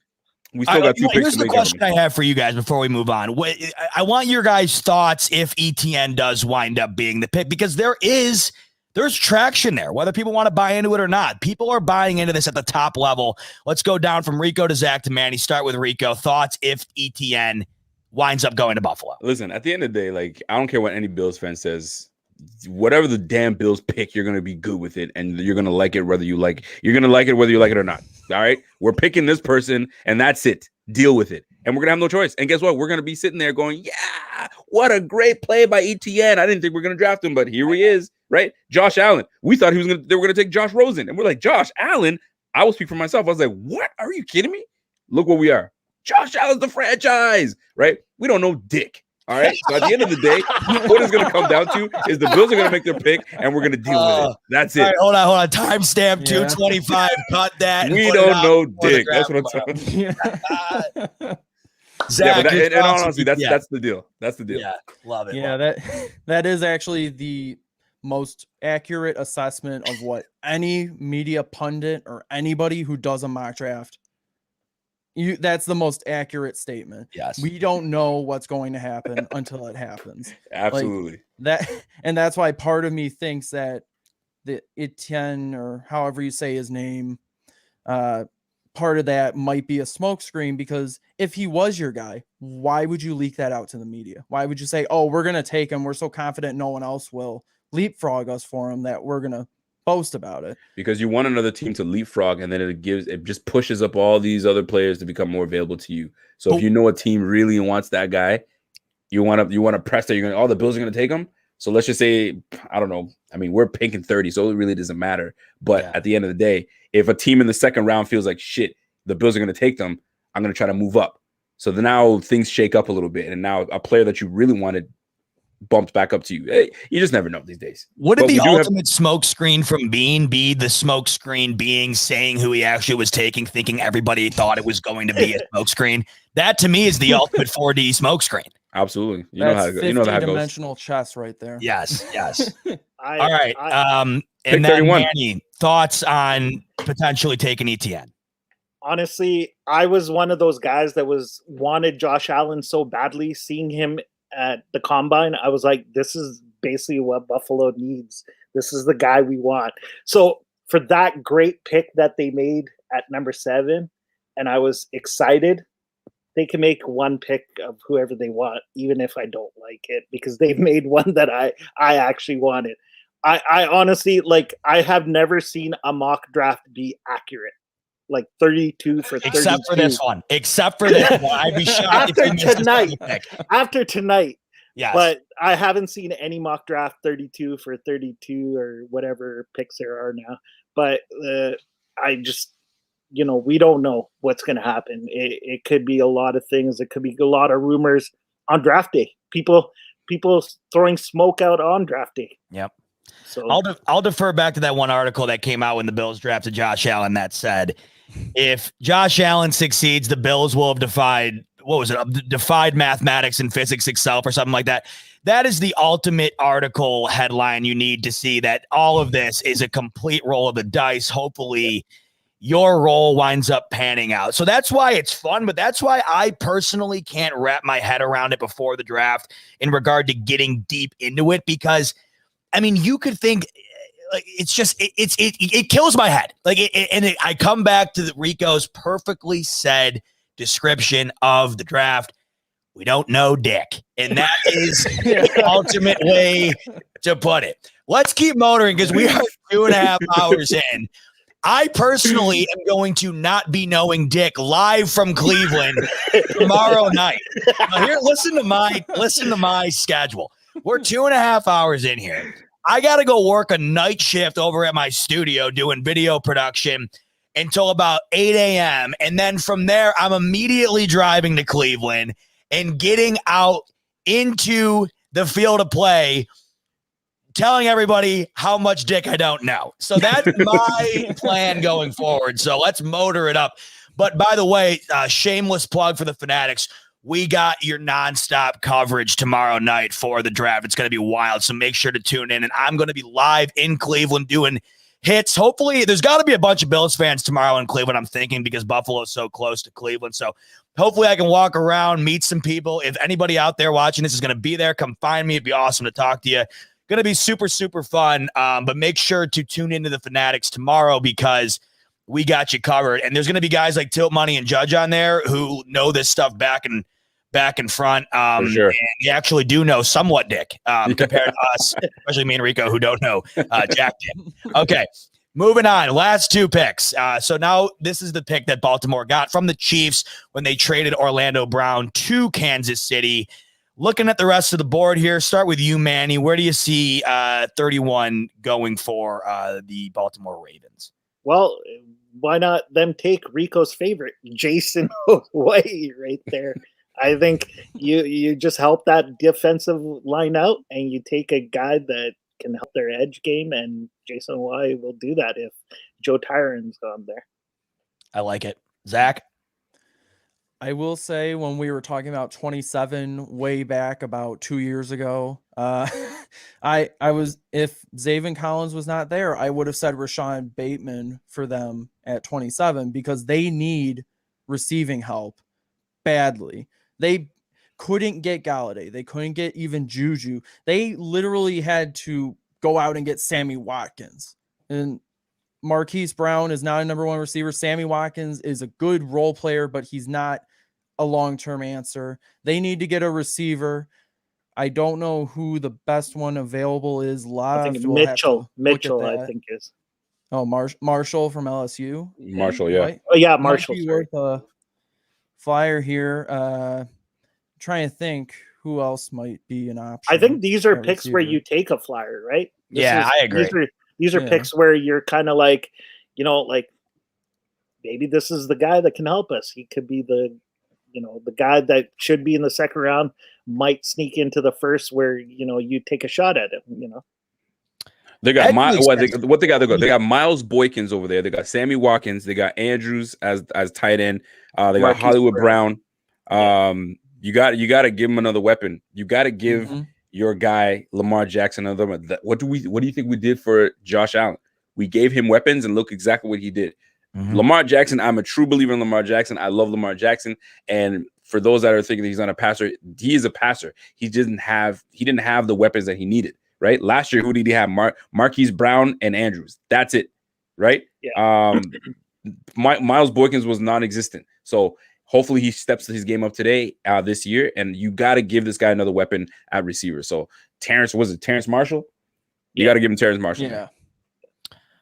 I like it. Boys, we all lock cool it in. That? Yeah, lock that shit in, boy.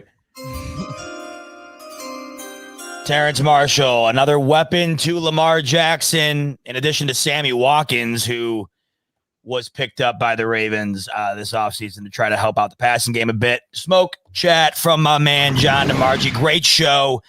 Cheers to all hosts and Bills Mafia here all over the globe. Old Salute, man John. Bills fan behind enemy lines in Miami Beach. Appreciate y'all. LFG. John, thanks, man. I'm jealous as hell of you being out in Miami Beach. Wow, that sounds great. Appreciate that's you. gonna be crazy that you get to go to Cleveland and I'm get out stoked, and have man. dude. Me and Manny are stuck doing bullshit. Nothing. Can't do I know, nothing man. out You here, told man. me earlier, you guys are like Golly. ball and chain up there. We're Yeah, gonna man, be you at guys are- home watching it. Yeah, you guys in are our out and living about. room. Yeah, man. Yeah. And Kings of Leon is playing live. I'm gonna be out there Oh, jamming. I'm gonna be Please going nuts. don't Never rub heard of it her. in, man. Don't. I'm excited. Although here's what I'm not excited about. I don't know what am I supposed to do for like 4 hours. The Bills are. I mean, if I'm having beers, I mean, by the time the Bills pick at You're 30, I done. might be asleep in the street. Like, I don't know what the Bills going to be tomorrow. Hopefully they have like chairs set up or something. I have no idea. All right, we're down to the last pick, mystery relevant, you could say, of pick or of round number 1, and it's the Tampa Bay Buccaneers, who, after signing Antonio Brown today, have now re-signed absolutely everybody from their Super Bowl roster. It's absolutely incredible what they've done. It's absolutely amazing. So right now, Tilt, buddy, you'll have me on tomorrow. We'll see how we'll see how that goes. Let's talk about the Bucs here. Where do we see them going at 32? Because I think this is more of a pick for the future type pick for the Tampa Bay Buccaneers. Ooh, this one's a tough one. I mean, I'm gonna go back to the guy who's there, who should be a potential top 10, 15 pick in Caleb Farley. I know they don't need a Caleb Farley, but that's a team who's won a Super Bowl, has really good defense, a really good offense, but they have a average, above average secondary, and they could go get a Caleb Farley, just have him there. Hopefully he works out, and that could be another stud in their future. That's who I think. The other one is I like. I guess they could go with Oweh, just build that defensive line already good. So, and Mooring is another one at safety. Holland or Mooring, two safeties that they could use, because on their defense, I think secondary is the one part that's maybe average to above average. And I think of Farley, if he's available, I know he has injury, but somebody's going to take a chance on him. Somebody took a chance on Jalen Smith too, right? Dallas took us a chance on him, and he had injuries, big injuries, and he missed a whole year, and he came back and he was a stud. So I see Caleb Farley. Those vibes are just coming to me with Caleb Farley. Manny's wanted Caleb Farley to go for the last 8 picks. So need to do it. He's just so good. I get the injury issues, but teams have taken chances on these guys, and it's paid off. Like Jalen Smith is probably the most recent guy that That's not a bad Dallas spot. took, and they took Jalen Smith, and Dallas took him as a big risk. Yeah. And that guy turned out to be a stud. Rico, I'll let you take this one because I know that. Here's the problem. Here's the problem with taking a guy like Farley with all those injury issues that just came up like today. Yeah. Now teams are going to be scared to invest a first round pick in him. It's a risk, right? Who was the DB that the Eagles took that they knew that he was going to be hurt and it's going to take some time for him to Sydney? I can't even remember the name, but the Eagles took a DB that they had to wait on. And I think they're still waiting on the dividends of this DB. Sidney Jones, right? I think they're still waiting on now. So he's there on you go. Jacksonville. You see what I'm saying? So like you take a risk on that, and look, he's in Jacksonville, for crying out loud. So to me, JOK is the pick at this point. He's got to be the best player available, and they can do a lot of things with JOK on the Bucs. So he can play like safety could be a route that they go, but he can play a little bit of safety. They can move him around. I'd say JOK is the pick to go. That defense does not need to get any better. For Well our adjusted. sake. Oh my God. that team does not need to get better. It's basically a pick that it's just a bonus for them, right? It's a pick where they could take JOK. He fits a lot of needs for them. They could take a Mooring, fits a lot of needs. They don't really need it, but if he can help. Farley could be a future pick that could help in the future. Any of those guys is a bonus for that team that's already pretty deep. Yeah, they got the pick of the litter. It just seems like you said, Manny, perfectly said, everything's a bonus. But I think we all think JOK is the best available on the board, and I think we might get killed if we don't pick him in the first round. Getting pretty upset. That's just Bills Mafia. There's players that Bills Mafia just loves, and it just Etienne and JOK and Hamza, and it's just names that keep on going, and I'm just tired of them.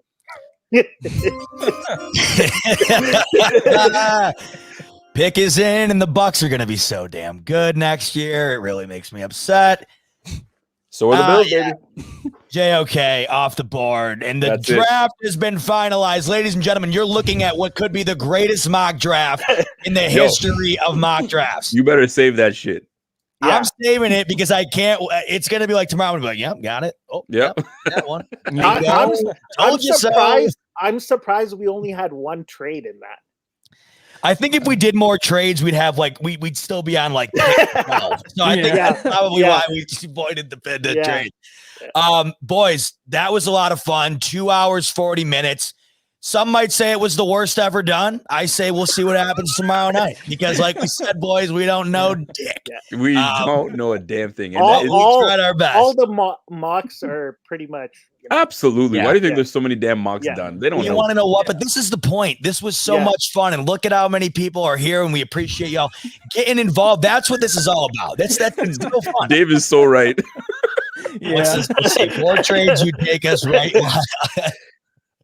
No kidding, dude. I'd be sitting here in my car still hosting the show. That's my girl, Abby. Abby's showing love right there.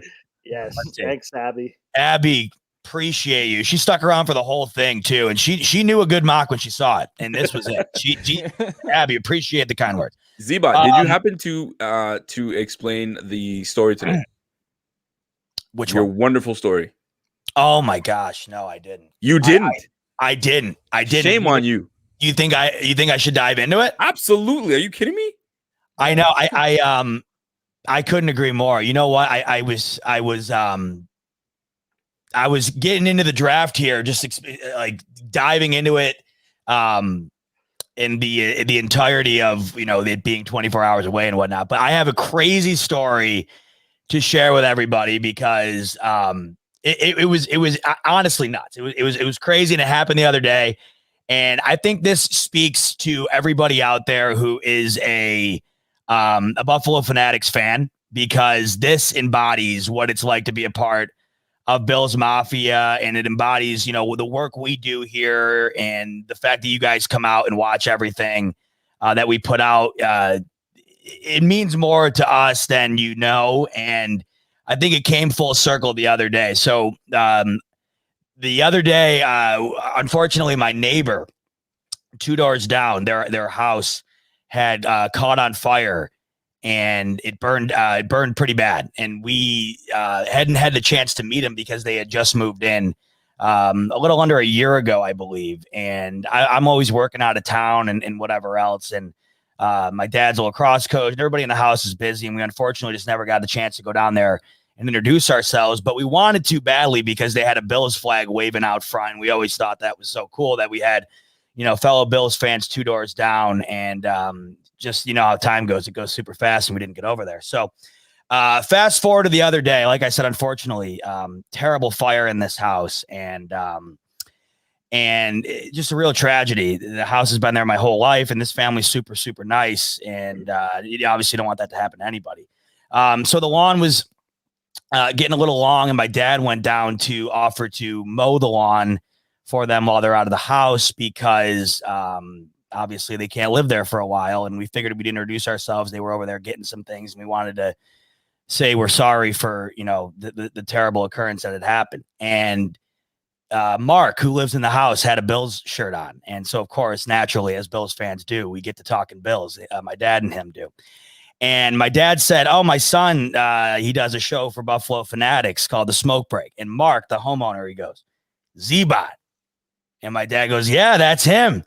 And turns out Mark is one of our biggest fans. He's one of Buffalo Fanatics' biggest fans. He's seen every single show that I've been doing for the Fanatics since college, years worth of stuff. He knew all of us by our first name. My dad goes and gets me and brings me over to Mark's place, and after everything that Mark and his family have been through, he was smiling ear to ear to see me and to talk Bills football and to talk Buffalo Fanatics and tell me how big of a fan he was of me and the whole team. So us at Buffalo Fanatics, if Mark's watching, which I'm sure he is, he watches everything, we're putting together a huge care package for you, man. Pierre is sending it out to me. I'll be hand delivering it to you. We really wanted to express from Buffalo Fanatics to you how much you mean to us, how much the entire community means to us. And the fact that I was able to see that firsthand and relay it to the guys that you were such a big fan, living 2 doors down, and how crazy small the world is, was amazing. But Mark, everybody at Fanatics, including myself, are thinking about you. I know I talked to you the other day, and I told you if you need absolutely anything at all, please reach out. And I wanted to reiterate that right here. But just one of the coolest stories ever, to think that for months I was doing this live show right where I'm sitting, and Mark, 2 doors down, not even 50 yards away from my house, was sitting in the house with his wife on the couch watching every single show that I've put out. And before I could even open my mouth talking to Mark, he goes, Kingpin's built something special. Rico got me into watching Buffalo Fanatics. Just the fact that he knew all of us, the fact that he supported us, and the fact that it was 2 doors down was incredible. So we're really looking forward, Mark, to getting that to you. It's a small thanks that we can give you in a tough time for you to show you how much we appreciate your support. And that goes out to all you guys who watch us. That embodies what this all means, man. At the end of the day, we are nothing without the community, and it's amazing to have such an awesome fan base like that. So that's the story. I don't think I did it justice how awesome it was to meet Mark and to know that he was 2 doors down. But to sum it all up, this is what it's all about, bringing everybody together and giving back to each other. So, Mark, you're the man. Fanatics, followers, and fans, you guys are the best. And it's an awesome community to be a part of. And I know all of us, I can speak for all of us, we're really blessed to be a part of it. Yes, sir. And that's how you close out a show. Yeah, I thought you were about to not tell that story, man. That's a great story. You know what? I didn't know. I didn't know. I mean, I don't know. I don't think Mark would mind. But I just, you're right. That is too good of a story to not share. And Mark is such a nice guy. And the fact that he was supporting us the way he has been for this long, and it was 2 doors down. And there was a funny story, actually. The day of the playoff game, I still hadn't met Mark or his family. And I walk outside to the car. I got my Bills jersey on. I look down the street. He's outside with his Bills jersey on. And I go Bills. And he goes, go Bills. And we just realized the other day that he's been a longtime supporter of me. And I've been doing the show 2 doors down. And he never knew it was me who screamed out, go Bills. So you never know how small the world is. This actually transitions me into something else that's really cool to show you how small the world truly is. I had a huge Buffalo Fanatics fan reach out to me the other day, and you guys won't believe this. This goes to show you how much Bills fanhood and the Fanatics, how big it stretches out and how it makes the world smaller than it really appears. I get a message the other day from a huge fan, Randy Paws. He watches all of our content from Germany. Wow. We got a big Bills fan out in Germany, and he messages me, and he said, Z-Bot, I hope you don't mind, but I made you a custom smoke break song. Dude. It'd be an honor if you played it. Nice. So to end the show, I'm gonna let my man Randy Paws' beat that he made specifically for this show carry us out from this into the draft. So enjoy the smoke break beat from Randy Paws, and make sure to tune in tomorrow for live Buffalo Fanatics draft coverage. And as always, we thank you for tuning into this one. It was long, but it was fun, and we hope you enjoyed it. Thanks so much. Stay safe, everyone. Be good. And as always, go Bills. Enjoy the draft and enjoy this beat from my man, Randy Paws. Appreciate you guys. Oh, he's got that smooth stuff. Hey, what's up? You want to take a smoke break? I know you've been working all day. Now come on, listen. If we spend some time together, we'll feel much better. It's good for you, come on. We'll think of another place. Come with me, let's have a smoke break. Nah, not just a normal break. Let's smoke break. Smoke break.